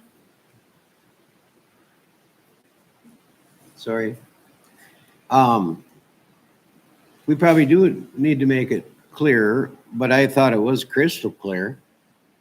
Just the fact that there are no new projects of any kind on that are to be taken out of tax revenue that they get or their general fund. Anything else, I guess, I don't think we put a stipulation on. No, my understanding was no new projects, with the exception of ear-take money from a donor that was specific to a project that they wanted to, that donor wanted to see done. We weren't gonna micromanage them to that point. Our goal is that we honor our promise on the loan amount that we agreed to, and then it's repaid. So, okay, well, I mean, I guess that's the clarification. And I did talk to Cassie about it because I was really surprised to see that come across the table, especially when it was said that they would use their funding until those specific donors got their money to them. But, you know, donors can fall through and whatnot. So But I don't, yeah. don't think that it's right to use those reserves. I don't think they use. Until the funding is, they should secure the funding before. Right. I don't think they use their general fund or the taxpayer based money. So maybe there does need to be clarification on that given to them, but I don't think they'd be opposed to that anyway, so. To, I guess, add on to that question. So then in this situation, had somebody given them, say, $15,000 towards that pickleball court already, they would be eligible then to go apply for the JDA funding as long as they didn't pull it out of their funding? Well, I don't think it stops them from applying for the JDA funding. Okay. So long as, they get donations. I don't think they have to have $30,000 in a specified account before they apply for a grant.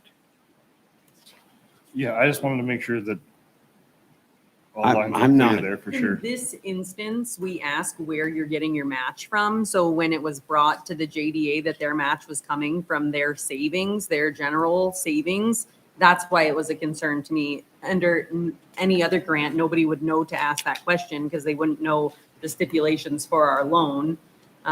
So they just didn't have that grant. They didn't have that donation money or anything like that beforehand, which is what we told them not to do, which is why that specific situation was brought up. I guess I would have done the same thing as you do. I would have questioned it right away because we have said no new projects. But if somebody gives $30,000 and says, I want this to go towards a pickleball court, and they apply for the grant for the other 30, there would have been no question. They would have already had the funding from a donation. Nothing would have came out of Well, and that's that fine. account, which would have been no issue. My issue was that it was being pulled from a savings or a general without having that. So I wanted. to There's make such a sure thing with as projects clarification. to repair things. Absolutely. Let's say they, in this laydown yard that they are using right now is a basketball court down at the park. If that's busted up and damaged, that contractor's actually supposed to take care of that and pay for that, according to the park district. But if it wasn't, I think it would be right for them that it's certainly a project, but I think it's right. It's already an existing, Absolutely. Which is why I don't think we specified large projects so that we didn't have to put stipulations to where they had to fix right. something. Now, like I that. don't like putting a lot of stipulations on them. I mean, I think they're all fairly trustworthy and if their intent was right, I mean, that's coming from donations, the pickleball thing. They've been contacted for 2 years because I did check on it by different ones that want this. I understand that. I mean, but they have to have the money. I mean, they can't use general fund money or taxpayer money. Go ahead, Alin. May I please make a comment? You So sure when can. this agreement was, the loan agreement was approved, the only thing that was specified, because we couldn't really clarify when you guys talked about large projects. They are not allowed to touch any of their city sales tax money. If they have the money on hand or from donations, so they have the funds to do the project, then they are allowed to. They just can't make any requests to draw any money from the city sales tax money they're receiving. So that money is actually with the city. Their city sales tax money is with the city. So they can't make any requests for that money. Right. So what I was saying is correct. Yep, so any funds they have on hand or by donations, as long as they have the But they're funds to do the project, they can proceed. I thought it was I meant. guess I don't agree. I mean, No, I we thought it told them was. that we wouldn't take the money, they could operate. Yeah, But outside of operating, they can't just go have a bunch of projects. Because what if the sales tax money that's coming in doesn't cover their loan? Because Well, that's and- what they're banking on. And you could say the same thing if they start a project and don't have the donations to cover it. What are they gonna do at that point? So then they'd have to take it out of their general fund. But that is one of the stipulations I thought we made, is that they couldn't use their general fund money. Other than operating. Right. Okay, well, obviously, their general fund is kept with them. That the city has no control over. Right. That's right. That's So, right. But that committee, when you guys met with them, you guys discussed all of that. So, Is there a length of time on this loan? Because 30 years. but we're just gonna stop all progress that isn't pre-donated Parks and Rec wise for 30 years? we're what? I guess I'm trying to just understand completely, okay, because I've been in every meeting and I didn't quite understand the full scope of the loan because it hadn't really been fully discussed at a meeting. So as far as them using any funding, like Chad said, if their tax money doesn't pay for the loan dollar amount, that's the issue, right, at the end of the day. But are we gonna stop all city Parks and Rec forward projects for the next 30 years? No, not after they pay it off. Right. I mean, it's pretty simple situation. If somebody wants to make a directed loan for something, they can absolutely do that. And we couldn't say, you can't use that person's donation to do this. If you want to make it to where there's 2 basketball courts put in and you want to donate the full cost of it, they can go ahead with that project by all means, but they have to pay for their current project, which is, I mean, we're not a bank to typically do loans. This was something so that their project we're not could be tying their done. hands whatsoever. I mean, they can get donations to do these projects. And It they just can get can't come out of donations their to pay the general fund. pool off early too. They don't have to keep it for 30 years. We set it for 30 years so that we know that they could continue to do the softball and they could continue to do basketball because we didn't want them to not have coaches and refs. That's the reason that the loan is so far out, so that it didn't hinder the community at all, that they could still function with the staff that they have. And that's why it's so long. But technically, they don't need to take that amount of time. They can pay it off early and they don't have to loan the entire amount that they requested to. That's why we did it at the draw basis. Well, and I think they were very happy about the loan, to be honest. I mean, they were satisfied with. I just want a clarification because that's questions that I've been getting also from people in the community is, are we halting any and all park board, everything for 30 years? No, absolutely not. Just for clarification purposes, I wanted to ask the question. Yeah, we are not stopping projects of theirs. They took this loan from us with certain stipulations, of course, that they can't take on any large projects because they have that pool loan through the city of Stanley. However, if their funds come in from donors for another project, they can do whatever project they want. Plus, I mean, they do a lot of things other than just projects.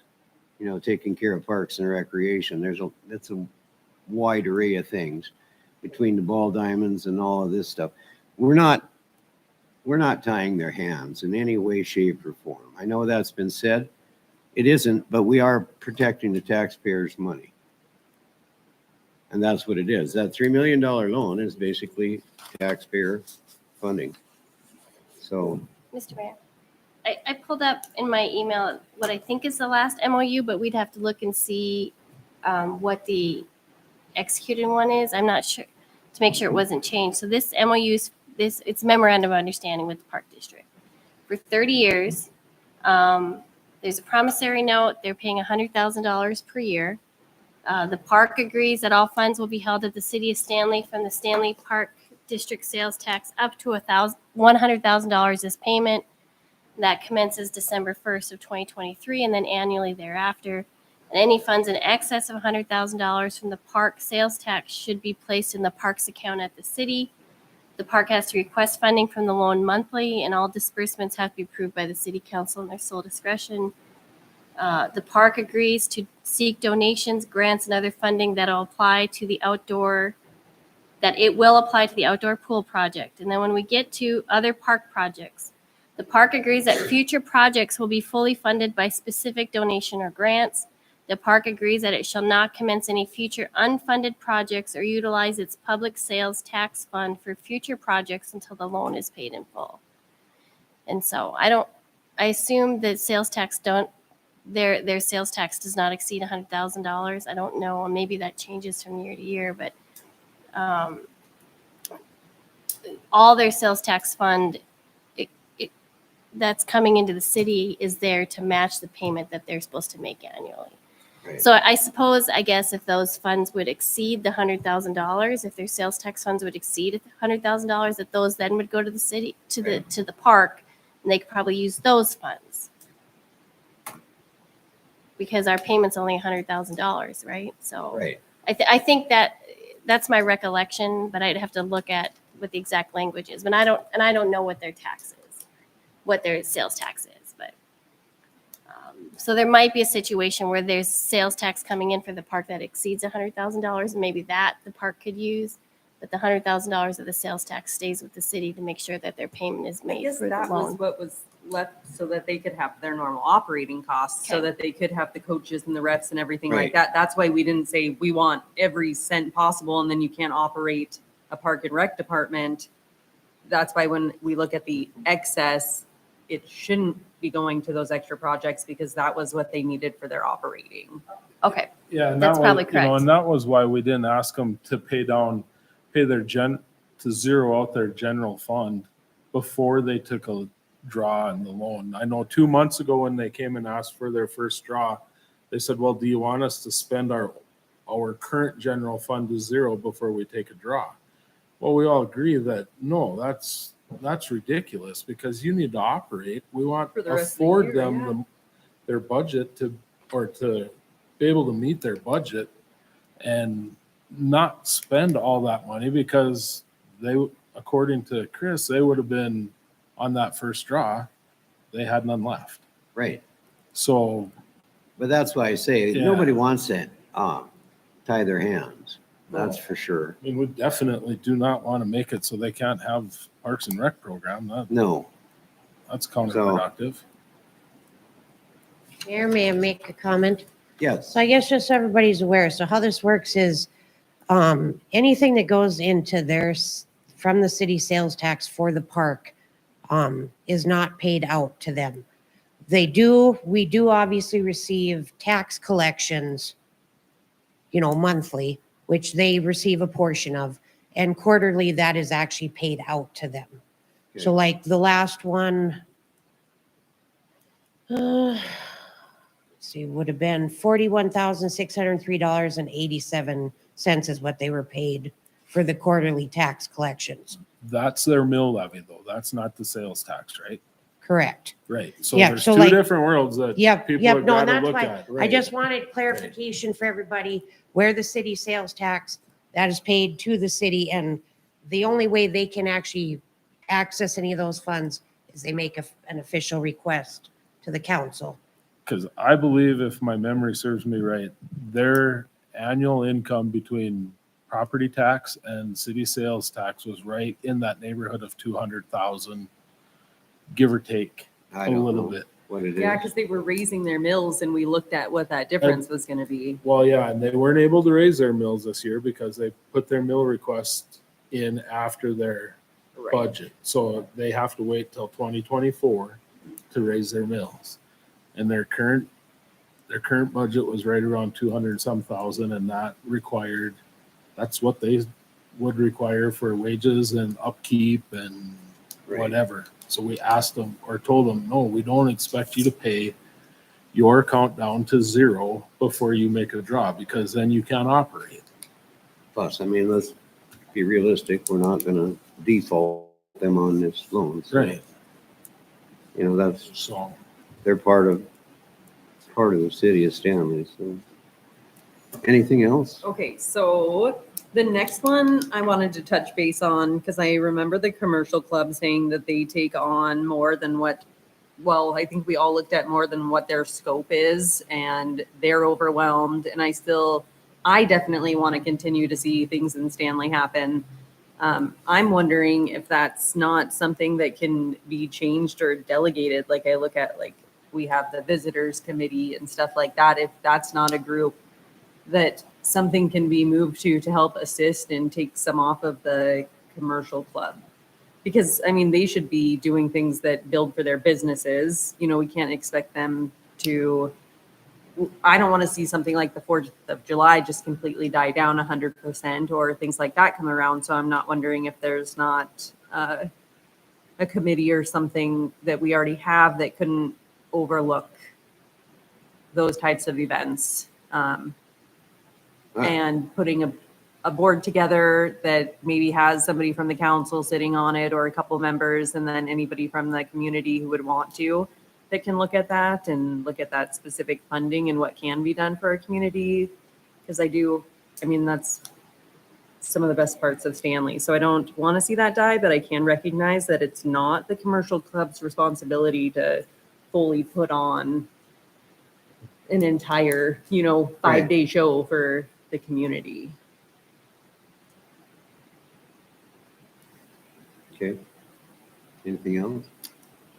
Oh, yep. And I've gotten quite a few calls on the abandoned buildings in town. I know that previously you had said you were waiting for new attorneys to make motion, and I was wondering, give any feedback if we were going to do anything with the Schmee property, because we acted on that and gave approval to have it torn down. Is that something that we're going to be looking at having done soon? And then So you guys had directed Ellen and I to put out bids okay, to demolish. Here's the thing. I've never done that, and neither has Ellen. So how do we go about taking care of that? Obviously, it's been winter, and so we were waiting. But is that something we can use Bros for? Because they know that. I know Casey's like, don't. No. Sorry, Casey. I mean, how do we? That I don't know any. It isn't a difficult thing. Do we just put it in the paper and Mary Keelan publishes it for us? Or is it something that has to go on certain websites? We can choose a certain amount of contractors and just send them the ones basically that we're used to working with.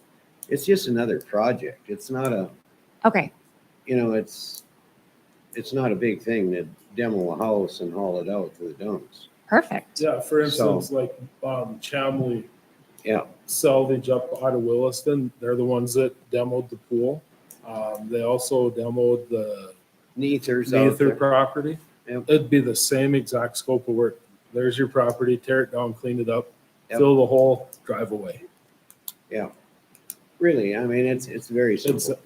I just said, We oh, just weren't sure yeah. how detailed. Yeah, no, it's, I said, I just realized neither one of those things had happened. That's why when you were talking, oh, this property, and I was like, I had no idea those happened. So yeah, maybe Ellen and I just need a little bit of guidance on how complicated, how simple, et cetera. Because yes, it was made a motion. I think a resolution was signed by the mayor to get those torn down. So And I can show you exactly what you need on that. that would be Yeah. appreciated. Thank you. Be easy to set up, so. Anything else? that's my checklist. Ty? George? So I attended the library board meeting this last week. One of the concerns that they had at that board is there's a lot of legislation, things going on about certain books not being allowed to be in certain sections and so on and so forth, and librarians being fired and fined and all kinds of situations of that sort. They just wanted to basically make sure that they have city representation if something was to ever come up. Doubtful in our library situation, but if there was ever be something come up, they just want to make sure that they're covered. they're covered by the North Dakota Insurance Commission Yep. through the city, because they are an entity of the city. Same thing. Yep. So I just wanted to make sure I brought that to attention. So Who is finding them? as of now, Yeah, is it the state that's going around and doing that? Who is it that's dishing those types of fines out? I believe it's the state, but I don't know all the details. I heard the same legislation that it's certain books can't be in certain areas that are accessible But that's to not children. legislation that's been passed. I think the governor vetoed it, but I'm not sure. I can look Yeah. at that bill. The house. Right, Yeah, the that- house bill went through. Didn't pass. And can't a city be less restrictive? Like, right, we have a right to make ordinances that are less restrictive, so couldn't we not set something that would just automatically? Wait, I understood that when I asked that same question at the board meeting, was that they have to fall under certain state guidelines in order to use the state library system.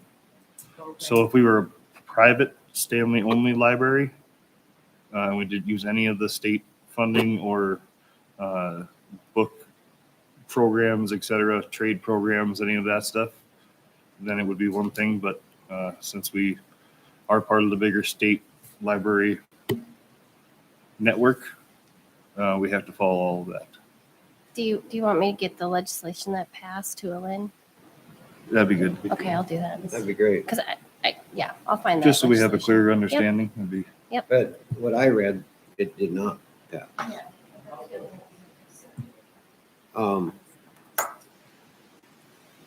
Do we need to take a break first, or Nope, I have it pared down, are you gonna be brief? brief. Okay, Yeah. I do. So the first thing I got is the light on the wall out here. We talked about that earlier. It's bad. I did call a local electrician. They do not make these lights, our up-down lights that we have anymore. They Okay, found something close for $170. So I just told them to order it and come and replace it so that we have security by the police store out there. right. So that's, will be taken care of if anybody complains that it's sitting out there blinking. It's in motion. Marshall Gray did leave me a note, and he's concerned our walking path out by Gray's Creamery is getting drove over constantly. And we are gonna be replacing asphalt within 1 year if we don't figure something out to do to protect that corner. So we gotta come up with some kind of bollard that will fold over if they do drive over it, but hopefully give them. That asphalt's thicker than the city streets. So that was the other thing. It is. Just saying. Lynn called me yesterday and brought up a very good point. Our infrastructure permit that we have is extremely confining to small projects, to the point where if we made them follow that infrastructure permit to the T, a $3,000 project would probably, what did that guy say, cost the property owner $10,000 or something? So I think Amanda, Public Works, we probably need to sit down and have 2 infrastructure permits. One for major projects like at Memorial Hall, and one for residential type projects of adding or replacing a sewer line. And get those parameters more in line with what that project is, instead of just blanketing it. I did go on the City of Minot's website and I printed off actually what they call it is a right-of-way permit. And I kind of briefly have skimmed through it, but I haven't fully reviewed it. But I do like some of the things that I saw in theirs. So I mean, maybe something, to look at Yeah. as a so template. let's put something together there and peruse it, see what we can redline on that one, and get it back to these guys so that we can make that change so that it's easier for these people to do their projects. The next thing I got, I know it didn't come up tonight, but the Nesset property on 2nd Street, during the sewer and water main replacement this summer, they tied in the service line from the Nesset home into the new sewer main. The service line that they tied into the new service main had been abandoned in years past because they installed a new service line from the house and tied that into the water main at about 3 feet away, but 3 feet below it and at a 45-degree angle almost. So I guess what I'm saying is the line was tied in, but it was the wrong line. So he was having sewer problems. Definitely can see how it got missed. They dug up the sewer, they found the service line, they tied it into the new service main or sewer main. Well, we had to do something, so we quick scramble, got a contractor put together, got the emergency one call put in, the city employees worked diligently and got his sewer put back in place on Friday night at about 10 o'clock. You know, Casey was there for most of it. I was there, Ty was there. Lynn asked, how are we going to pay for this? And I don't know what the right way is. I don't know how you lean on Wagner because we don't check for multiple service lines. There was a service line there. It was tied in. How, you know, I mean, why would you think? I Differently. think it's no different than any other repair that they really do. So Yeah, so I think we treat it the same way. it's just, Because I guess I looked at it as well, the fact that anyone could have made that mistake very easily. So there was no way to guess that there was another line there. If you're the one hooking it up, there was no way to know that. So I don't fault them for that. so I guess the reason for bringing it up is you will see that come through on the bills next month from, there's going to be an Elvanger plumbing, there's going to be a Roto-Rooter plumbing, or Roto-Rooter camera locating beacon, and Allen Fenstemaker charges for the repairs. And it's really not the homeowner's responsibility, so. The next thing I got, and I visited with Zach, he's not here. Casey was in on the conversation a little bit too. I really think it's important that the city gets up to speed with our mapping on our own also. And in order to do that, you need GPS style mapping. It would be like, for instance, a Trimble R2 or an R8 that is sub-inch accurate. So if, let's say Amanda is out doing a building inspection and she sees that there's lot pins there, she can go mark that lot pin with this GPS, and it lays in on our GIS map what we were working on yesterday, and you have it forever. Same with curb stops, same with runs of pipe, fire hydrants, trouble areas, repair sleeves on sewer lines, water lines. It just builds a The robust. nice part about it is the database that you could actually go back to whenever there's a building permit submitted to you, basically, and use some of that data.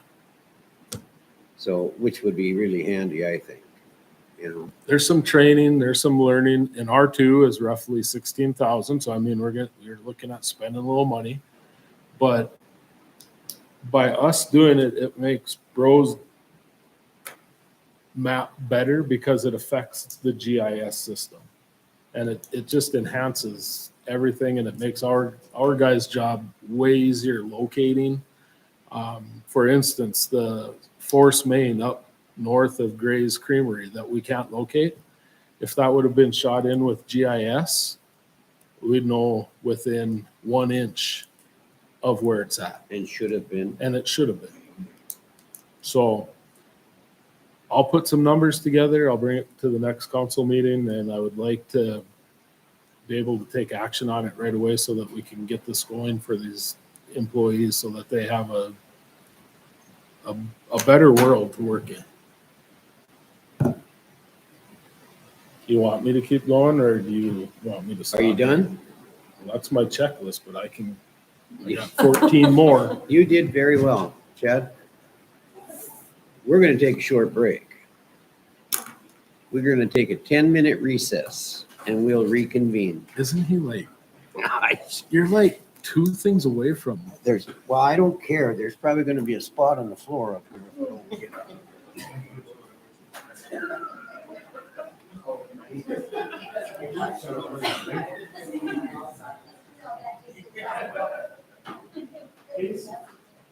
What's your experience with R2 versus R8?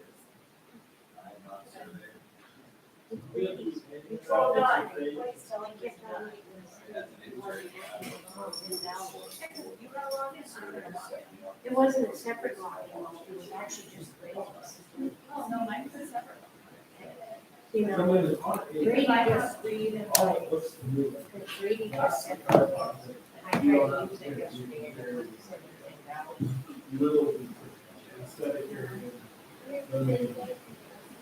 They all try, they all have to have minimum four keys out, whatever it is. That's like they're on What do you mean, like through the League of Cities?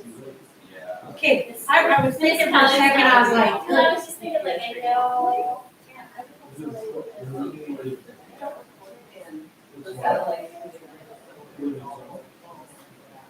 You want to want some, well, I don't know, you're going first. Something like that.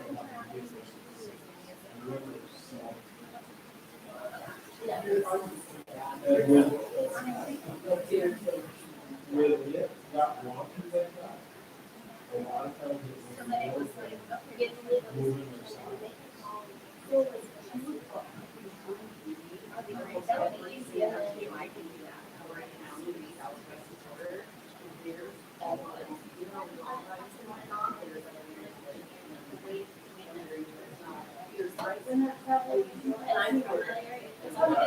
But it means like, I mean, yeah, but we to try and do it because they're. Oh, yeah, making me tired. I've been yawning over here though. Me too. This is. We.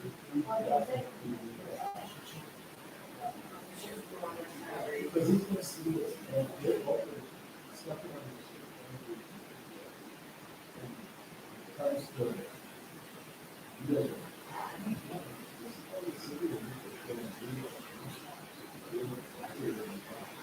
And all those sharing services, all of a sudden they pop up and, you know, they're doing cool stuff. You're not doing it.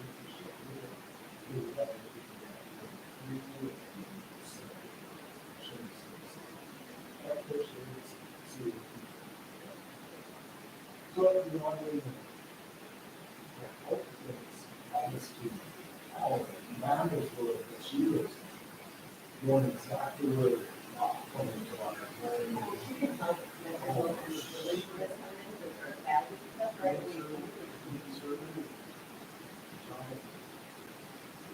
Hey, is there any way I can get my zoning on that map if I can do the zoning myself? Absolutely. Because here's the problem. Our zoning map is from 2015 from the Denny and Jeff Holcomb era. It's wrong, it's assumed, and by assuming, they just put whatever zoning they think should be on there, and some of it is like, why would you put that?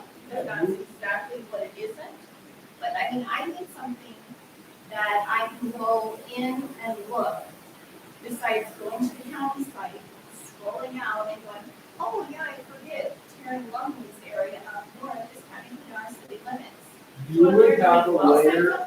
You should be able to build layers without any type of issue, and then you could That add would their be so layer. great, and that would be a great winter project, or a project like, I have no zoning for my entire extraterritorial. Unless we know they've changed it, which you guys know how many reasons has happened in the extraterritorial, probably like a half a dozen. All right, so let me ask you this, is the county's GIS zoning right? What do they use, the all on the RGIS or whatever? I will look at ArcGIS or there's something else. You guys use ARC?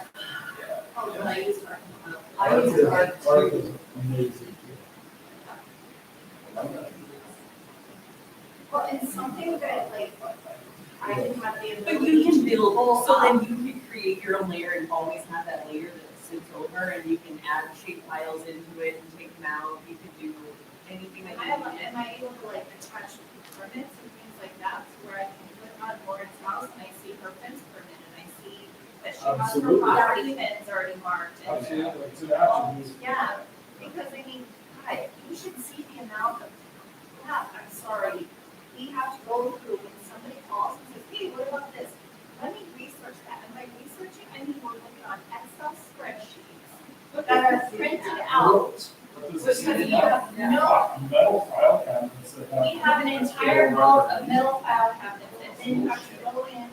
because these that you guys approved today, variances get filed and I put them in a spreadsheet, Excel spreadsheet. We have no system. That's crazy. But then I have all these spam crap emails because we link our emails on our website of like these huge software systems that are like, oh, you need permitting software. I don't need permitting software. I just need something other than an Excel spreadsheet. See, I'm the GIS PT at my work, so that's what I play around with all day long. But it's, I can imagine how. I don't think I have access to road GIS, but I think what Jeff, this is how long ago I asked. Jeff Etch, that's how long, after he came back, after Terry left and then Jeff came back, a long time ago. Yeah. He said, yes, you can do your zoning on there, but you have to, like, mark it all down, and then you send it to somebody, and then somebody within Rose, the core woman has to go in and do all of it. And I'm like, why can't I just do that? It's not her job to do it, and it's redundancy.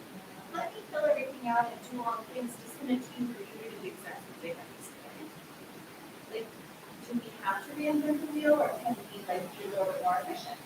So then it's just like, oh, and then I have to go through paper files and find all of the zones for extraterritorial, and then we're guessing on what some of the stuff is. Like, it should be residential, but what if it's still bad? Well, those setbacks are You very can literally go in there and like pick your points where they need to be and then upload them into your layer so that you know exactly where it is and I where can be changes. self-sufficient in that respect. That would be great, because right now, it's like, I can do that much, but then I have to rely on somebody else to take time out of their, whatever else they're doing, to do those things for me. You would not. And I just, it's frustrating. How much nicer your job would be if you had their GIS? Do you know what I literally did? I went on the county GIS and you can do like a shape, or like, and I manipulated the map to show like city limits.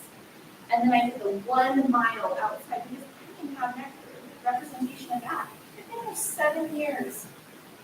The map is older than my employment How come here. you guys haven't recommended them to get that? Yeah.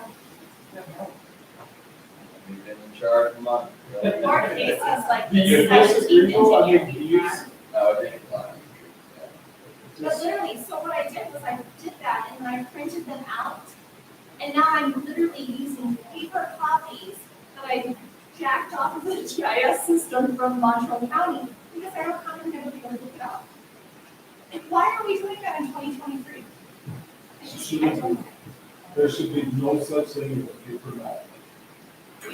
Well, not necessary, I mean. Paper maps, okay, Yeah, but- I love that. Let's not get rid of those yet. And can I get a big old paper map from Rose off of their plotter printer that shows like my city limits and my extraterritorial jurisdiction? That is not like the one that's up here on the wall, where it's like there's a little sub map at the top with little clouds around it. You have to like compare the two, and it's not user friendly. We just need to move forward. I think. You have a GIS summary of I'm going to do that.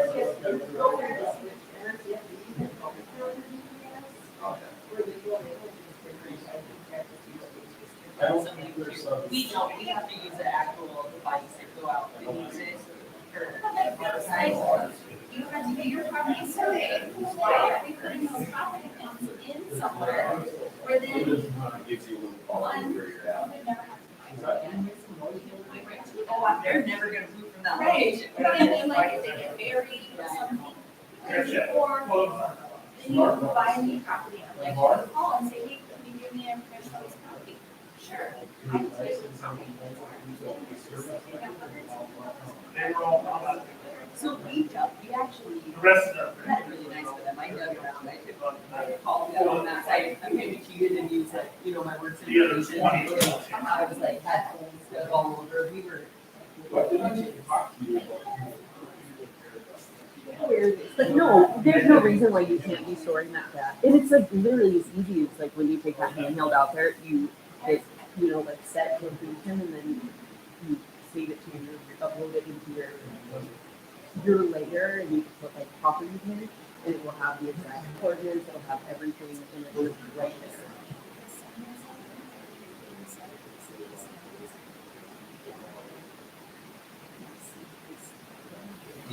I didn't realize that you had a really something like that. That's insane.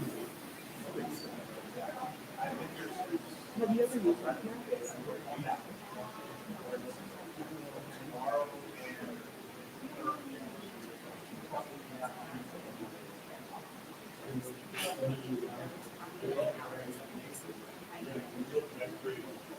Right.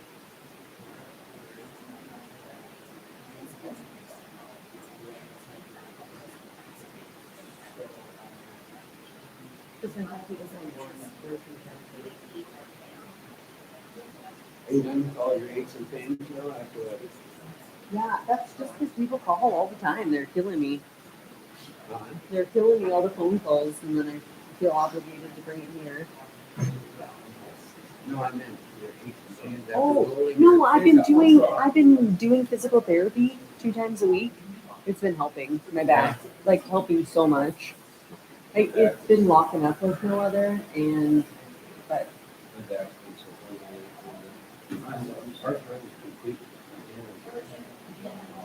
that's the word. Yeah,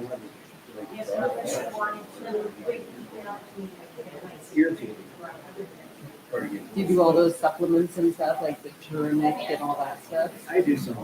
I'm not real big on stuff like that, but I do take some. Anything to help.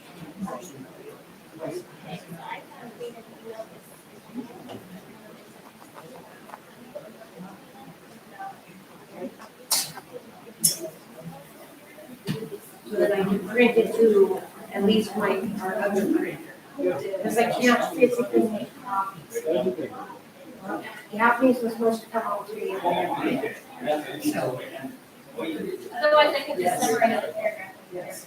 You can do that. Just when it is better, if everybody got visual.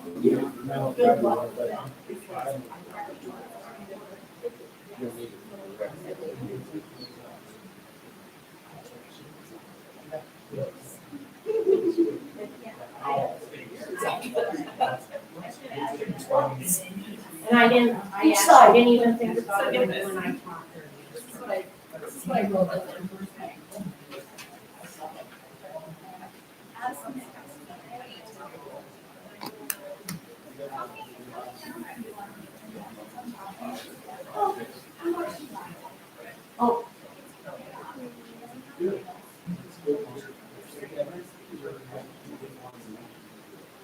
She's at home today, she's out work, she's not in school, so she's.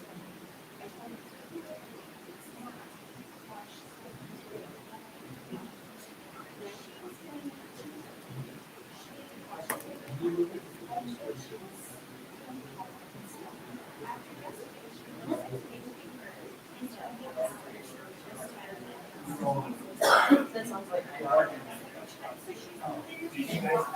Okay. Yep, that's my daughter. I totally get it. It's the way her brain works too. Yeah.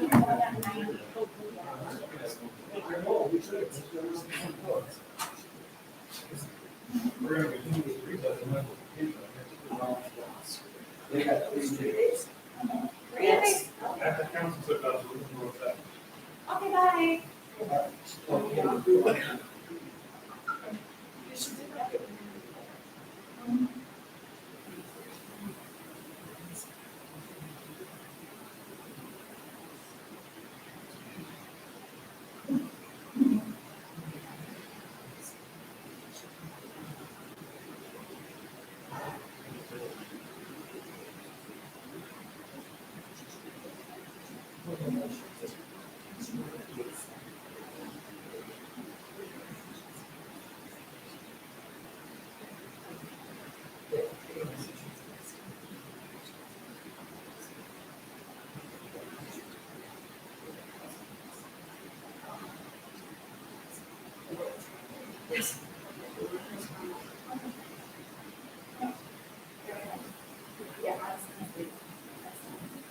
So I sent her. And I'm like, why? Are you watching the Should it be like playing a video game or watching a movie or Netflix? I told her. I swear to God, she's 18 going on 90. I said, well, what are you going to do tomorrow? I'm working and I won't be home till the evening. I'll probably just study some more for my biology final. I said, do you need to? No, not really, but it never hurts to do it again. Holy crap, Cheryl. Do you have like any fun? She apparently did.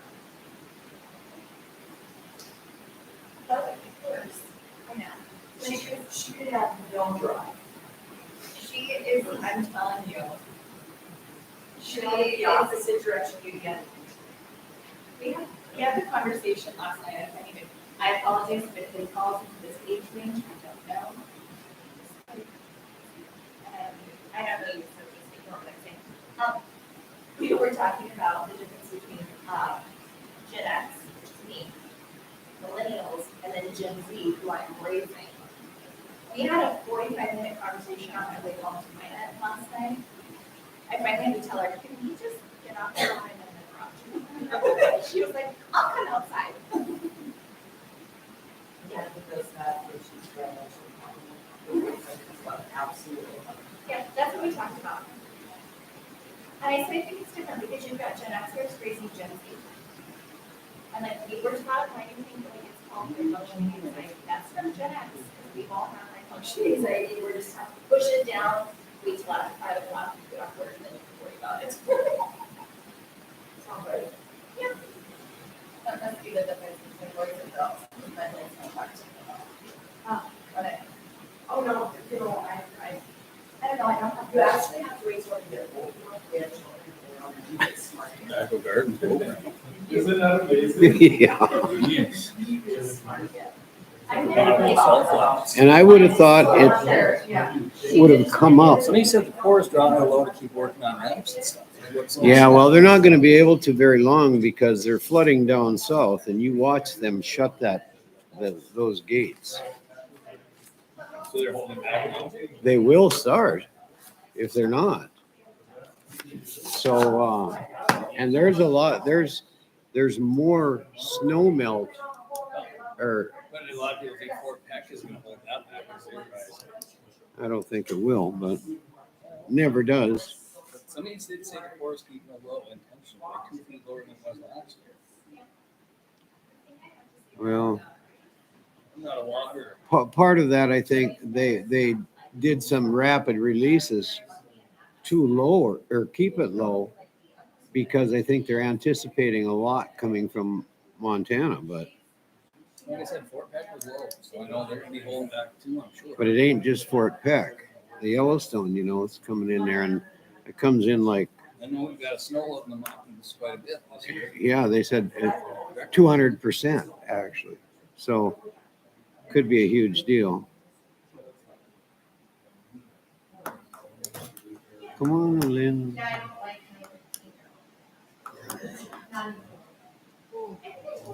I think every day I get scared. Okay, we'll call this session back. And we're going to go right to the judge's report. Everybody have a chance to look at it? Motion to approve. Okay, a motion and a second. All in favor signify by saying aye. Aye. Aye. We'll move to bills. Has everybody looked over the bills?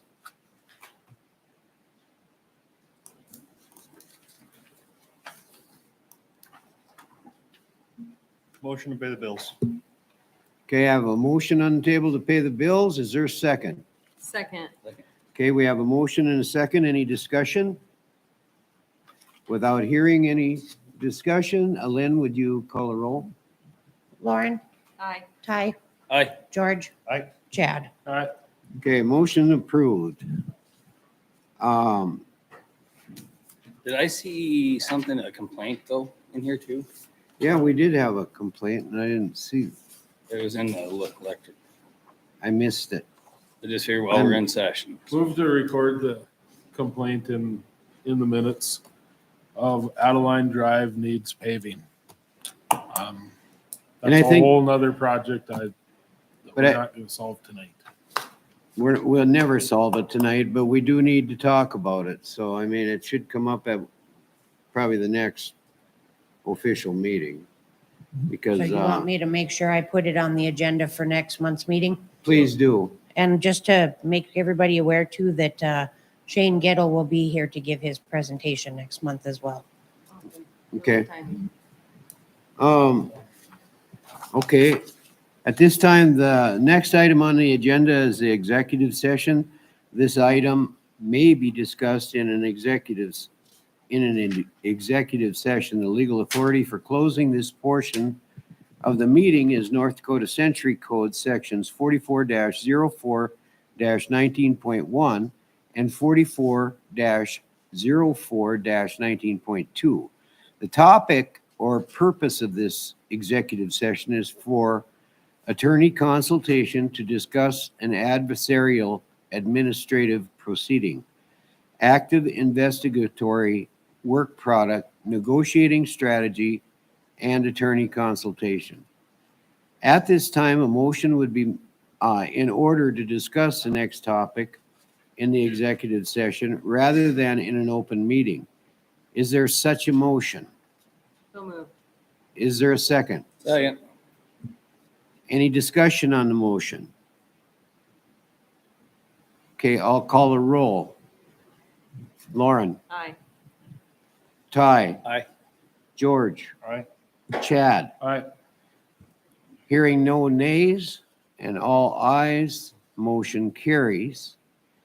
The executive session will be recorded and all members of the governing body reminded to limit their discussion during the executive session to the announced topic.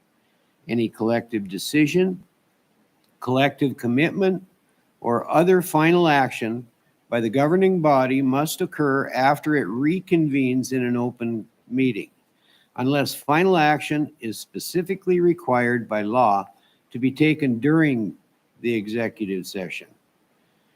The prohibition on taking final action during the executive session does not apply to providing guidance or instruction to our attorney or negotiator. We will now ask the members of the public who are attending the meeting to leave the room. We anticipate adjourning the executive session and reconvening the open portion of the meeting at approximately, how long do you think this will take?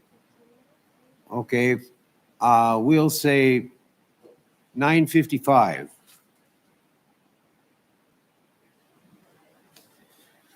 The minutes will show that the executive session